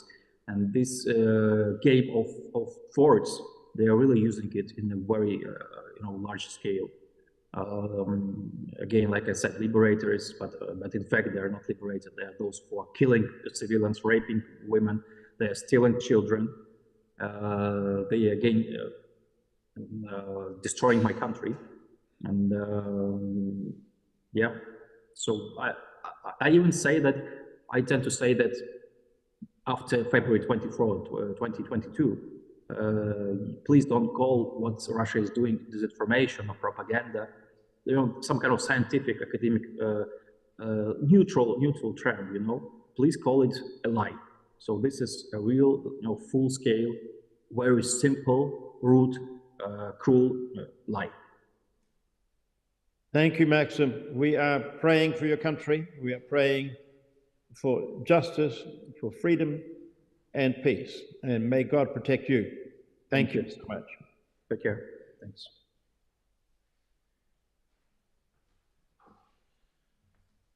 Now, we're going to hear from Tuna Kalem, who had wanted to be here with us, as I said before. And after that, I'm going to invite Olaf Etzinger from the Swedish Evangelical Alliance for his reflections on what we've been hearing, and as a Swede. Sweden is at a very important new stage of its history. It's had a long 2-century history of neutrality that goes back to 1812, and it has, because of Russian belligerence, said we also want to seek collective security under NATO. Still a few bumps in the road to get there. But let's hear firstly then from Tuna Kalem. I should mention this about Tuna. Unlike Andrej's story, Tuna comes from a Christian family within communism. He was actually the co-founder of the first non-communist political party in the Soviet Union. He played a very key role in the interim government after communism began to release its grip on Estonia. And then he and his wife actually produced a film called The Singing Revolution about the role of the singing festivals in the Baltics to help raise the spirit of the people to resist the lie. And so Tuna has also been involved in several of our State of Europe forums in the past as well. So let's hear from Tuna. Thank you.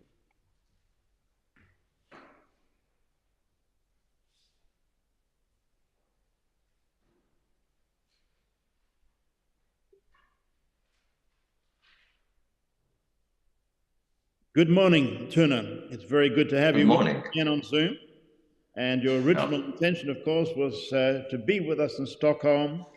And we were glad that you could join us last night and now again today to share with us your perspectives from your many years as a member of the European Parliament for Estonia. How many years was that? Was it 15 years? 15 years. 15 years, yes. And you retired at the last elections. We are looking at the question of the price of freedom and peace. And as we now look at the situation in the Ukraine, which seems to be entering a new decisive phase, we want to ask you, is there any possibility of peace in Ukraine without victory? Should NATO pursue peace over victory, as been suggested by some? Given the high cost of lives, Russian and Ukrainian, and of course Russians and Ukrainians are all created in God's image, whatever emotions we might feel about things at the present, what is the ethically responsible way forward? How do you resolve this tension? At this stage, I would say that there's no alternative, because if Ukraine will not win, and there are be peace like it was established in 2014, with no effect. It was conflict that continued all the time. People were killed, Ukrainian territories were occupied. So the clear conclusion, strategic and moral conclusion today is that if Russia is not defeated, I would say politically and morally, then the war will not stop in Ukraine. It will enlarge and take over other states. So Russia has clearly become a replica of Hitler's Nazi Germany. Today we can speak about fascist Russia. It was the last interview of Boris Nemtsov, a Russian opposition leader. He was killed 2 hours after that interview when he called Russia a fascist state. And also we can call it a Nazi state because today, as during Hitler's time, people sang Deutschland, Deutschland über alles. Today it's Russia, Russia über alles. That is an attitude and self-definition of an aggressive state. We can't rely upon treaties, promises, because there's a most dramatic break of all international treaties and trust. Therefore, the end could only be compared to that of Hitler. Whether Putin will step down, that's one chance, but to have a truce between so-called equals is not workable. And it would be catastrophic to the morality and future of the world. There's one other question. We can't stay just as onlookers. Why Putin was encouraged to go that far? We have to share the responsibility. What is uniting so-called democracies and authoritarian systems like Russia, China, Iran, and others is short-time pragmatic interests and corruption. Underground corruption unites free world and autocratic systems because of the short-term interests and gains, which many people hope to achieve. Let us think about Nord Stream 1 or 2 and other such projects. So we are responsible for allowing Russia proceed to that stage, just by our naive beliefs that they can change, and just because we are sort of looking aside from our self-declared principles of honesty, of responsibility, of international treaties. So it's our world, it's our war, it's our problem, all the same. We are co-responsible, and what we need is a change of mind, is a need to understand our sins, our shortcomings. It is part of the great picture.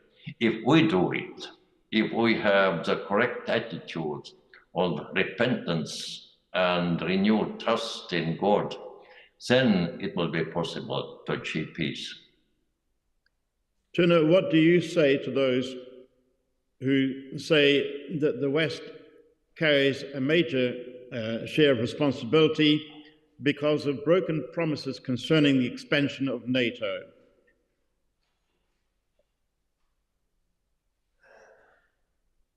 I think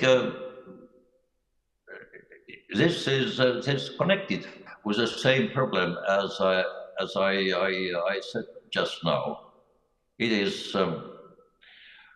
playing between principles and pragmatic interests, and also not relying on the fake hope that aggressors or aggressive states should not be provoked, irritated. And this is also compromising the principle of sovereignty of each nation.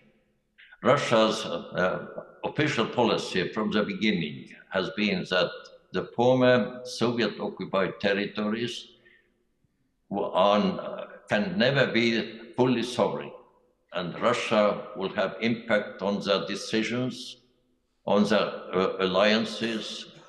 So this is true about Ukraine. This was true about the Baltic states and Poland, but it is contrary to the principles of very basic principles of the United Nations, of which Russia is part. So I can understand the former NATO meetings, and this trend is existent even today, but we should face the reality. Peace can be based on justice. It is peace with justice, not just a peace. Because I understand many people in the West are very irritated and tired about seeing horrible scenes on their TV screens every day. Let's end it. We need the peace for our nerves. But there cannot be a real peace, which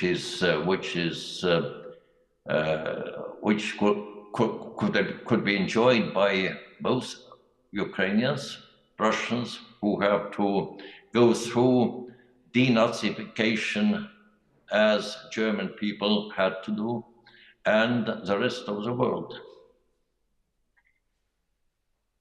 Well, we are looking at what are the roots of freedom and peace, and you've said these have to be rooted in justice, and this has been very helpful input from you. Thank you, Tuna. Thank you very much for being willing to join us, despite the fact that you had to cancel your plans to be with us actually in Stockholm. We give you. Thank you so much. And I would like to end with a quotation by Richard Neuhaus, who says that we belong, and I accept with gratitude my place in the world far short of the best possible worlds. For all these well-learned dissatisfactions, this world is worthy of our love and allegiance. It is a self-flattering conceit to think we deserve a better world. What is wrong with this one begins with us. So our as a key factor of changing the world for the better. Good luck and bless you all. Thank you.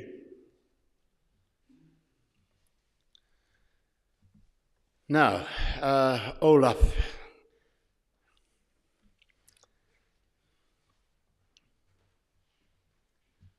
Maybe we should just stand up for 20 seconds and... Yeah, that's a good idea. Let me take this away. I think that may be an investment for all of us.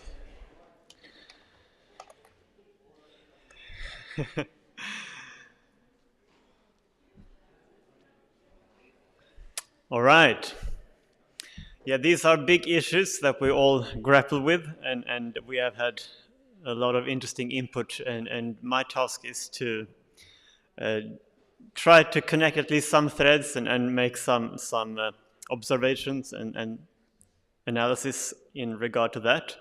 One thing I want to start with is to say that if you look at this war, which is in itself, as all wars, terrible, one positive thing is that there is actually a quite obvious aggressor and a quite obvious victim. That is not true of all wars, but that has at least helped us to relate to what's going on in Ukraine. Some are familiar with the term just war, which has a strong and long-standing history in the Christian church. I think it's since the 5th century, I think it was formulated, the just war theory. And many would say that you can apply that to Ukraine's fight back of their aggressor. Looking at the bigger picture, of course, we also have a unity in the democratic world, made most of it at least, because Russia simply must not win this war. And we have had that mentioned several times, not least by Tony Kellam here at the end. If Russia would win the war against Ukraine, that would actually mean that they would probably, in time at least, start attacking other former states of the Soviet Union. So in that sense, we don't have any choice. This war must find a true and meaningful ending. And of course, we have the even bigger picture. If Russia goes on that way, we also have China, who have other countries in their neighborhood that they would be very happy to occupy, and so forth. So there is a lot of things at stake here that doesn't only deal with the situation in the Ukraine right now. And that, of course, is one major reason why Sweden, after 200 years of so-called neutrality, has decided to join NATO. We just wait for some other countries to make the same decision. But that, of course, is a major shift also in the public opinion here in Sweden. One thing that hasn't been mentioned, and I think that is interesting, since this is, after all, a Christian conference, I have some Anabaptist friends here in Sweden that say that the Ukraine should not use weapons at all in this conflict. They should just allow the Russians to invade, because as Christians we should turn the other cheek and instead oppose the Russians through civil disobedience. So I just want to mention that is one strand of the Christian church who would really argue for that, especially with the Anabaptist roots. And we have mentioned the Anabaptists in a positive way when we talked about religious freedom. So just to have that said, there are different opinions around this also from a distinctly Christian perspective. From my part, I would say that places like Izium or Bakhmut speak of the horrors that would go with that, because even if you only use civil disobedience, you will still have the torture, you will still have this massive stealing of children, and so forth. So that comes with a very high price in my mind. But I do respect that there are different Christian viewpoints here. Now, Henrik Sisse, he speaks about the necessary endgame as a negotiation table. And he also talks about finding good projects where we can cooperate with good parts of the Russian civil society. And that is, of course, a very laudable thought. He didn't say much about the fact that most Russians actually seem to support the war still. So there is a big challenge there. But of course, in the long run, and we know already now that there are many people from Russia who are very devastated about this war and sad about this war. But I think Henrik Sisse could maybe have mentioned the fact that the majority of Russians actually support it, which is a big problem. Maxim Kyak, he was actually skeptical to negotiations coming from the Ukraine himself. And his argument was that Russians don't care about casualties. So no matter how many soldiers they lose, that won't really affect the leadership of Russia. And that peace in their mind is complete destruction of the Ukraine. As Putin has actually said that Ukraine does not exist, it's part of Russia, and its culture should be eradicated. Andrej Zubov, we heard parts of his thoughts at least. He asked the question, what will happen with Russia? Because what really needs to be happening is a change in spirit. And that goes back to Maxim Kyak's observation that we have a massive support from big parts of Russian society. So I suppose what we do need to pray for is this moment of grace that we have heard about, not least last night. And moments of grace tend to be hard to plan for. You can pray for them, but they are hard to plan for. And there are no guarantees. We must also be aware of that. Maybe what is going on is actually also a spiritual battle. And those of you who remember the book of Daniel also know that there are spiritual forces behind states and rulers. So something of that is probably going on here too. So what would be my personal conclusions in light of all this? Well, I would say that it seems fair enough to go through with this spring offensive whenever it will happen, maybe here in May. Best case scenario of that would, of course, be that it would help draw Putin to the negotiation table, especially if it can change the Russian opinion. So I think that seems fair. But on the other hand, after that, something must happen. We can't have war going on for years and years. And this article that was mentioned in the beginning, most of you haven't read that, of course. I read it last night. And it suggests that we should have actually negotiations, and that could mean that the Ukraine needs to give away, for instance, the Crimean Peninsula. Of course, nobody wants that to happen, but that might be something that is necessary. It also mentioned that there will be maybe a time when some parts of eastern Ukraine will be allowed to have a legal vote on which country they want to belong to. Now that, of course, is also something that Ukraine does not want to see, but that was one scenario that was mused on. We have a fundamental problem here, and that is how to trust Russia. I mean, when we speak about negotiations, that means you make some kind of deal and you trust each other. But I mean, Russia broke such a deal by invading Ukraine. So they haven't just betrayed the Ukrainians, they have betrayed the whole world community. So whatever solution there is, there needs to be some kind of UN troops presence or something with an international community watching over that peace. And I think ultimately also Putin needs to go to trial. Maybe that is the only thing. If it's not a military victory, maybe putting Putin to trial is the only thing that could send this signal strongly enough both to the Ukrainians, but not least to the Russians, that we actually went in the wrong direction here.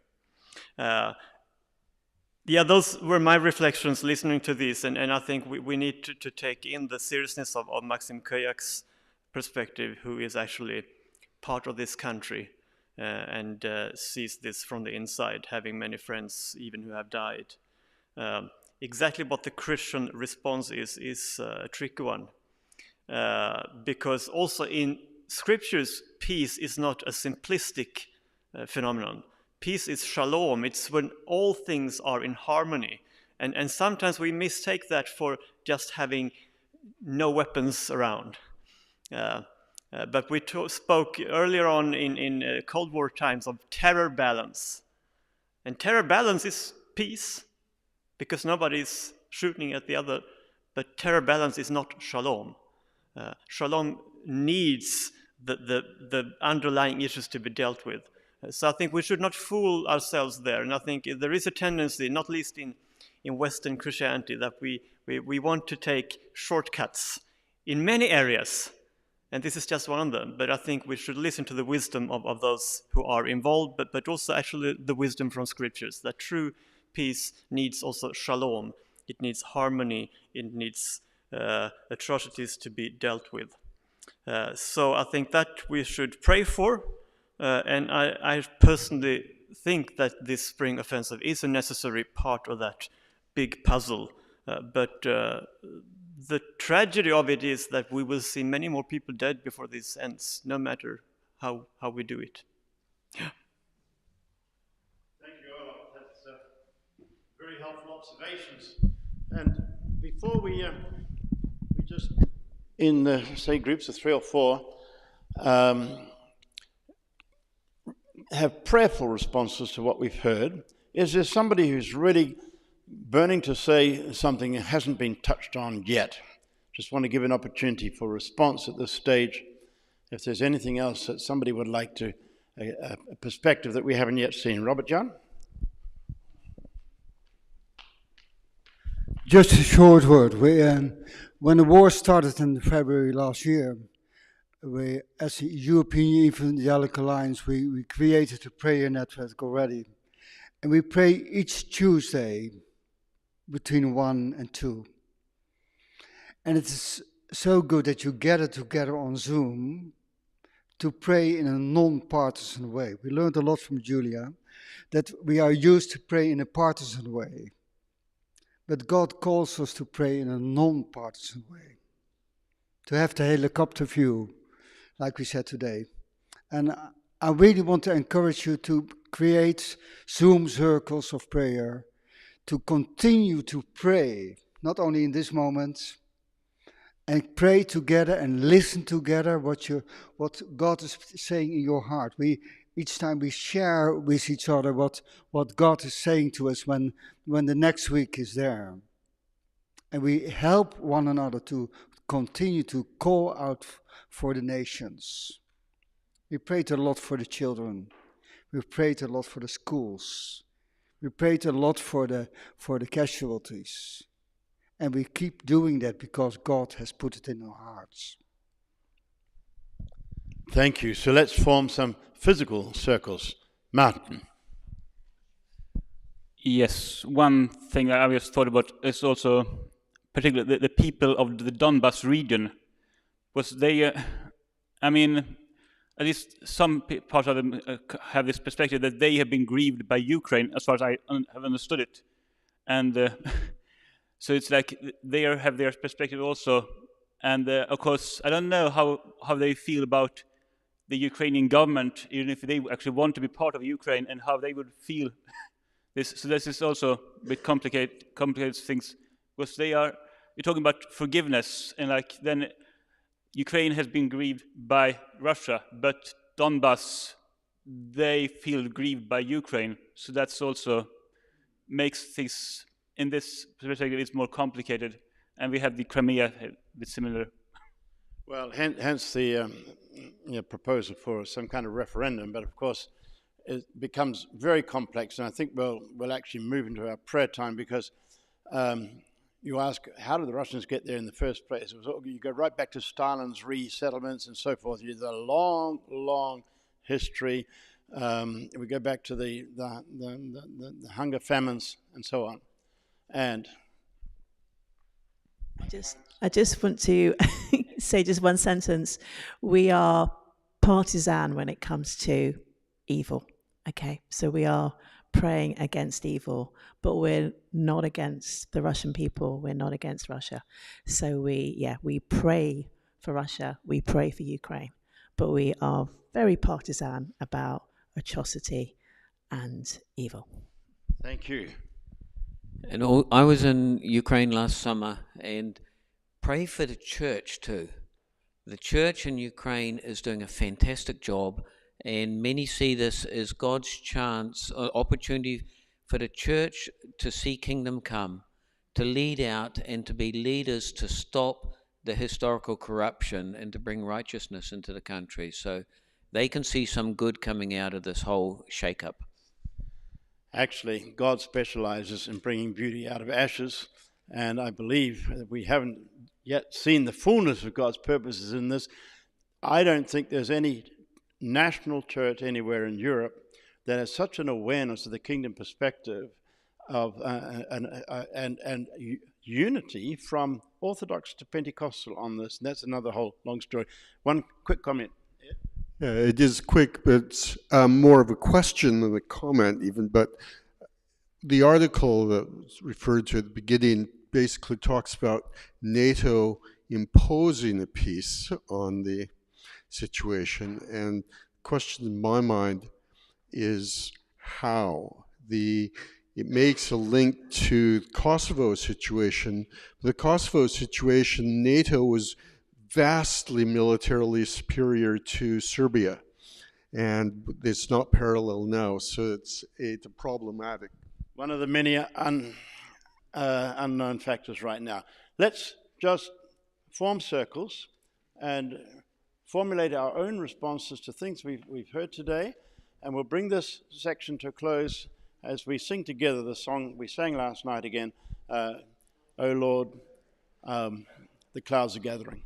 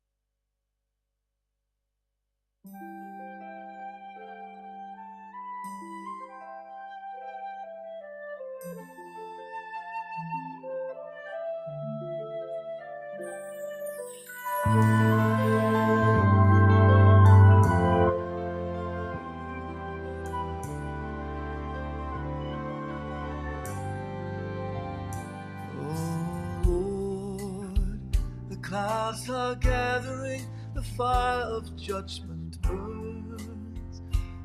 We have fallen, oh Lord.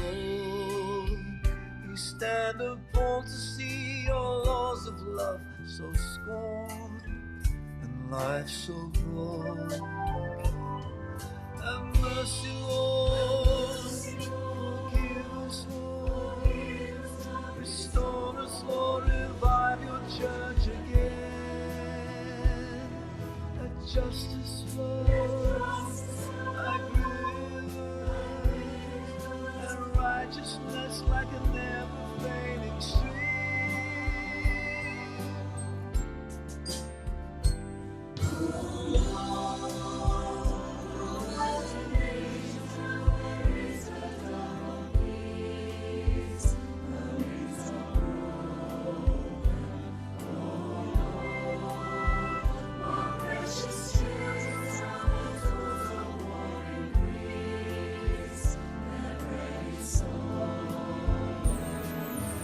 Mercy, Lord, forgive us, Lord, restore us, Lord, revive your church again.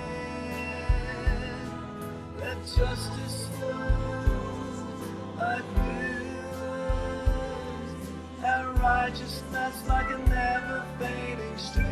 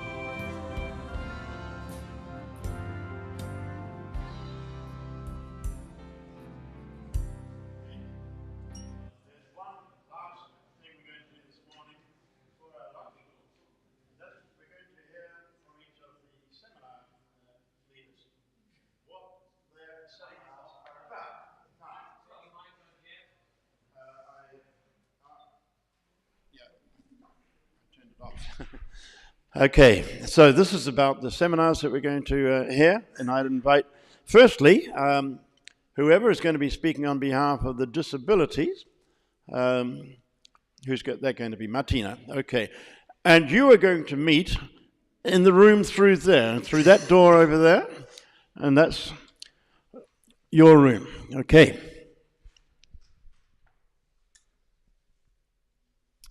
Yeah, we will talk about disability, dignity, and freedom. And we are 4 speakers.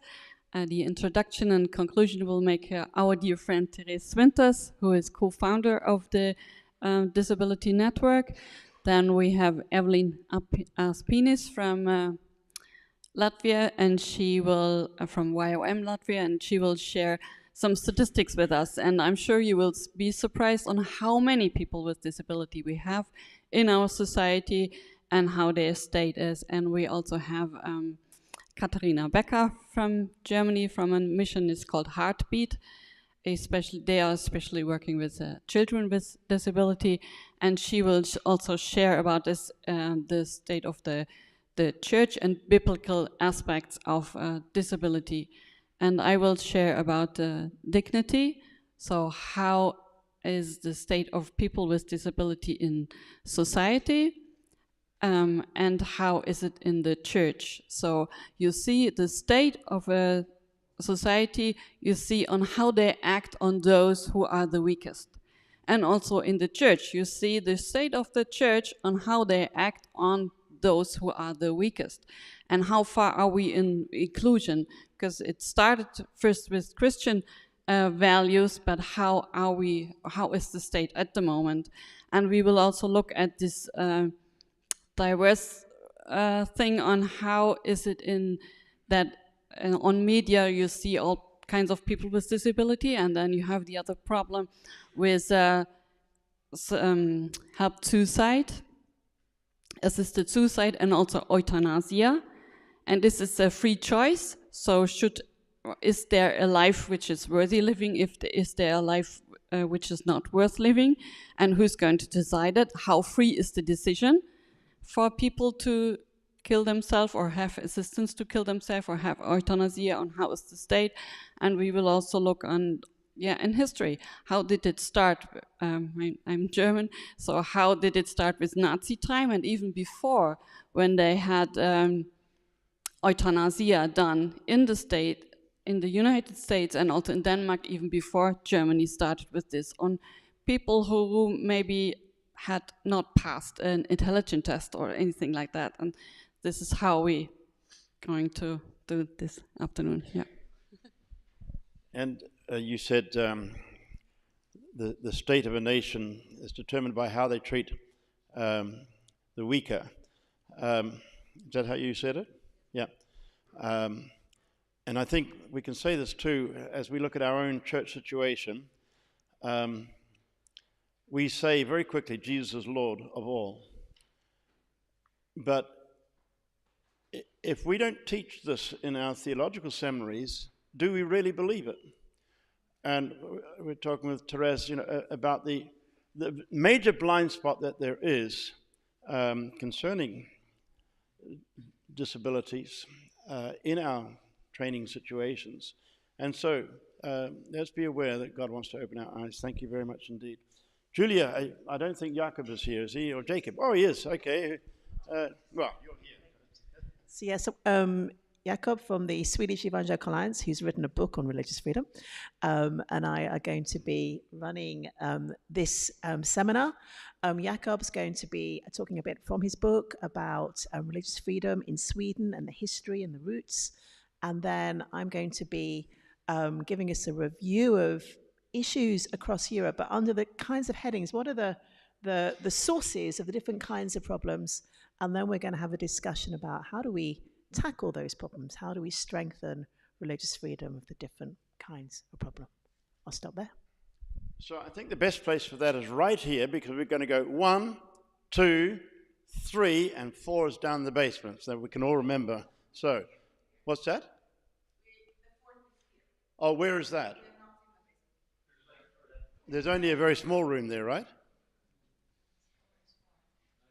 Oh, the 4th is going to be here, not downstairs. Okay.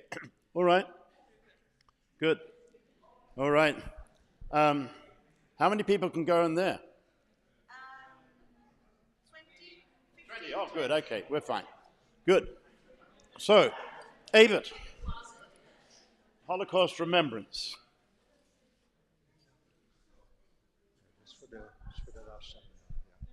Oh, actually, I've swapped them because we don't want to clash with what Maui and Anita are doing, which is actually freedom through remembrance. Yeah. So we swapped it. Okay, well, I think I have to drop one of the seminars because of the environmental shalom in my bowels, and so, which is not very well.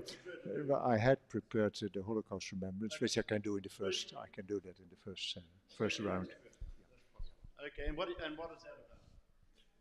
Well, the Holocaust, Shoah, is one of the major events that have shaped our present memory, and it is one of the bases of our European setup to remember and to pass on the remembrance of what can happen if we let anti-Semitism and all forms of racism let them go out of hand. And so this is a seminar against forgetfulness, about new forms of anti-Semitism, but also anti-Gypsy, anti-Roma, seeking the scapegoat in our society when things go wrong. And we have to learn the lesson of the Holocaust every time again. And what's the significance of Sweden on this topic? For Sweden on this topic, well, Jan and I, we visited the Jewish Museum here in town. And Sweden does not have a large Jewish community, and the history here only starts the end of the 18th century. So Sweden was very much a country without Jews, and Sweden was, in the beginning of the war, more compliant with the Germans, and only changed attitude when the Danish saved the Jews and wanted to bring them to Sweden, and then Sweden allowed them in, and that brought a change. And we have, of course, the famous Swede, Raoul Wallenberg, who has saved hundreds of Jews, perhaps more than that, in Romania, where he has his memorial, and he has been taken by the Soviets, and nobody knows the circumstances of his death, but he is one of the Swedish lights in the Holocaust. What about the initiative, though, for Holocaust remembrance? Yeah. Oh, yes, I should add. Sweden has initiated a very important alliance, which is called the International Holocaust Remembrance Alliance. That is an alliance between states. And the Swedish government, exactly 25 years ago, has taken the initiative to bring together the states in a common resolve to pass on the memory of the Holocaust, to fight against anti-Semitism, also against the distortion of the Holocaust, or the denial of it, and to make the public in the different nations aware of the importance of remembering what happened. And Sweden is still, the office is in Stockholm, and at the moment Sweden is again taking the presidency of this international alliance, which covers almost all European countries, almost all, yeah. And we can personify Sweden as initially Michael Oskarsson, whose name will be known to many of you. Yeah. We met them both for the first time at the prayer breakfast on Thursday. We had hoped that he'd be able to be with us, but he had a family commitment. Thank you, Evert. So that will be in that room over here, where we had our fika before. So 1, 2, 3, and now number 4, Evert. Number 4, somewhere inside there's a larger place that looks like a toilet entrance, but hopefully we will have enough space. We discussed with each other, and all of us realized that all seminars seem so interesting, so we would like to skip our own to go to the others. But we will be devout to our plans and carry on our races. And my is based on a rhetorical question, as you see. Does secularism bring freedom? And it's based on my doctoral dissertation, which I released a couple of months ago, about how Sweden became the most secular and individualistic nation in the world. So the idea that we're going to focus on is what idea of liberty and freedom, and from what does secularism promote, and how has this taken place, particularly in Sweden, because this is an example of values that are propagated in your nations as well. But Sweden is the strongest example of it, and that's why I think it's valuable to study the Swedish example. And then after that, we're going to look into what is the message of freedom in the gospel. And hopefully you will get an idea of how we will respond to the rhetorical question when we compare secularism and the gospel, where we think we have a good and solid alternative to freedom. Yes? Okay, thank you, Per Evert. The next series of seminars, that will start at 3:30, I think it was, 3:30, yes. The first one's going to be with Paul Olenius on faith at work. Yes. Faith at work. That will start over there. Yeah. The conversation would be about how, if we could unlock the enormous potential we have in our churches. People sitting Sundays. What if the meeting place can become a training place for the marketplace? And if each and every one of us be aware of the calling into our workplace. And we will also talk about a little bit, how did we end up being stuck in a building? How did church get stuck in a church building when church is a people who is out there and being church 24/7. So we will look at that and how can we see churches being church, being mobilized in Monday to whatever week you work in, and see how faith can be released into works through our workplaces. So there's great potential, and but there's also a price to be paid in following Christ in this way. So hope to see some of you over there. Thank you, Paul. John Hess is going to be speaking about somebody who more of us should know about, a man by the name of Polanyi. Why is he significant, John? Yeah, Polanyi is significant because he was raised in a culture of high liberal values, and then totalitarianism and World War II happened, and he started asking the question, why? What is wrong in the way liberalism understands certain notions like truth, freedom, and so I'll be discussing that. Basically, you know, when we look at the word freedom that we have here, I know almost every one of us thinks in terms of social freedom. And I'm going to take the discussion to intellectual freedom, which is a different kind of freedom, and what it has to be pursuing if you're going to have a free society. And that's going to be in the Fika room, okay? So we'll put that there. So we'll drop unfortunately, the environmental shalom one, and freedom through remembrance with Mari and Anita. Mari is in Iași, Romania. She's going to be joining us by Zoom. It's going to be best if you be here, because then we can do the connection better.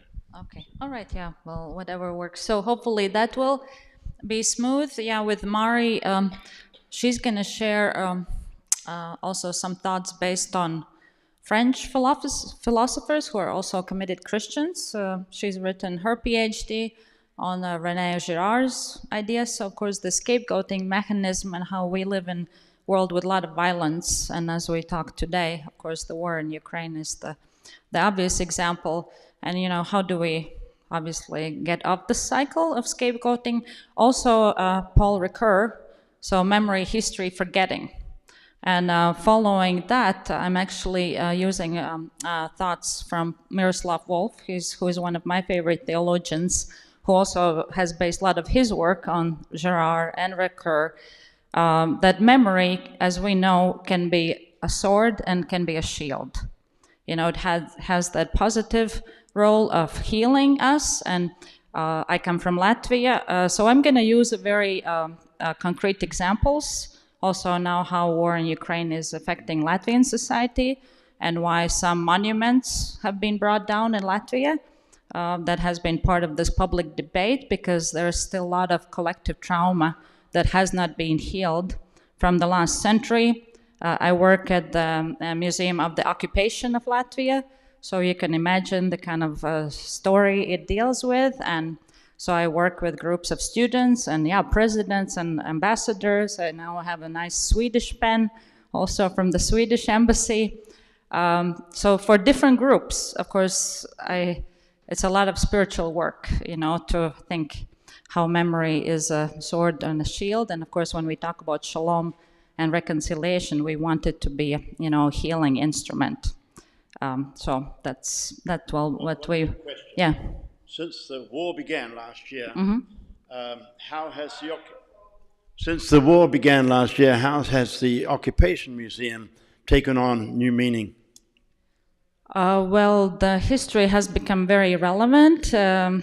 For students, it's not abstract anymore, because you talk about, you know, you say whatever word, occupation, ultimatum, referendum, annexation, like they know what it means because now they see it in the news. So trauma, of course, they even understand what that word is when we talk about, because we have Holocaust, of course, was trauma from the Nazi occupation, but most of those people did not survive. They're not living with us, where those who survived Soviet gulags as children are still with us in their 70s, 80s. That's thousands of people in Latvian society. And also for foreign visitors, but we also have, like 2 weeks ago, a big group of Ukrainian soldiers, all NATO soldiers, because as you know now, they're NATO troops based in Baltic states. So they routinely come to our museum, and human rights lawyers, and it's just we have group after group after group. And it's a lot of responsibility. So I appreciate prayers for the place where God has put me at the moment. So but like I said, I'll try to bring it down to something very specific, very concrete that we wrestle with as Latvians as well, not just theology. So. And so Anita finds herself taking these people around and explaining things, even to the president of Poland, the president of Romania, and the US ambassador and so forth. Per, Evert, you started the session in prayer. Would you close in prayer? Oh. I actually forgot the most important thing I wanted to say, because I've worked with the Youth of the Mission for many, many years, and different conflict zones as well. And actually this whole passion for reconciliation came from working on Thailand-Myanmar border, and realizing that this is something that the church was not dealing with. And that's where this really came from, because all my friends said, but we cannot talk about this in the church. Except the personal forgiveness, of course, that teaching we know very well, how, God sets you free because you're the prisoner, but on society level or any other, either environmental shalom or any other kind of relationship, and it put me on this path. So actually Occupation Museum is kind of where God was preparing me to work. Okay, thank you. Lord, we come before you, and we thank you that you have come to us. You have called ourselves to you. You have called humanity back to you, and you've come to earth to restore what we have torn down. We thank you for your love, for your wisdom, for your power, and we thank you for the messages that we have heard today. And we pray for all the thoughts that we've had that have saddened us and that have inspired us. And do your work in us and do your work through us. And help us now when we share community over the meal and in the afternoon when we listen to different messages. And continue to talk to us, Holy Spirit, and continue to be in us and work through us. We pray for us all in Jesus' name. Amen. So, lunch. Yes, the meatballs and the mashed potatoes are already served on the plates, so we need to rush. We go through this door, and we come up, and there is an elevator.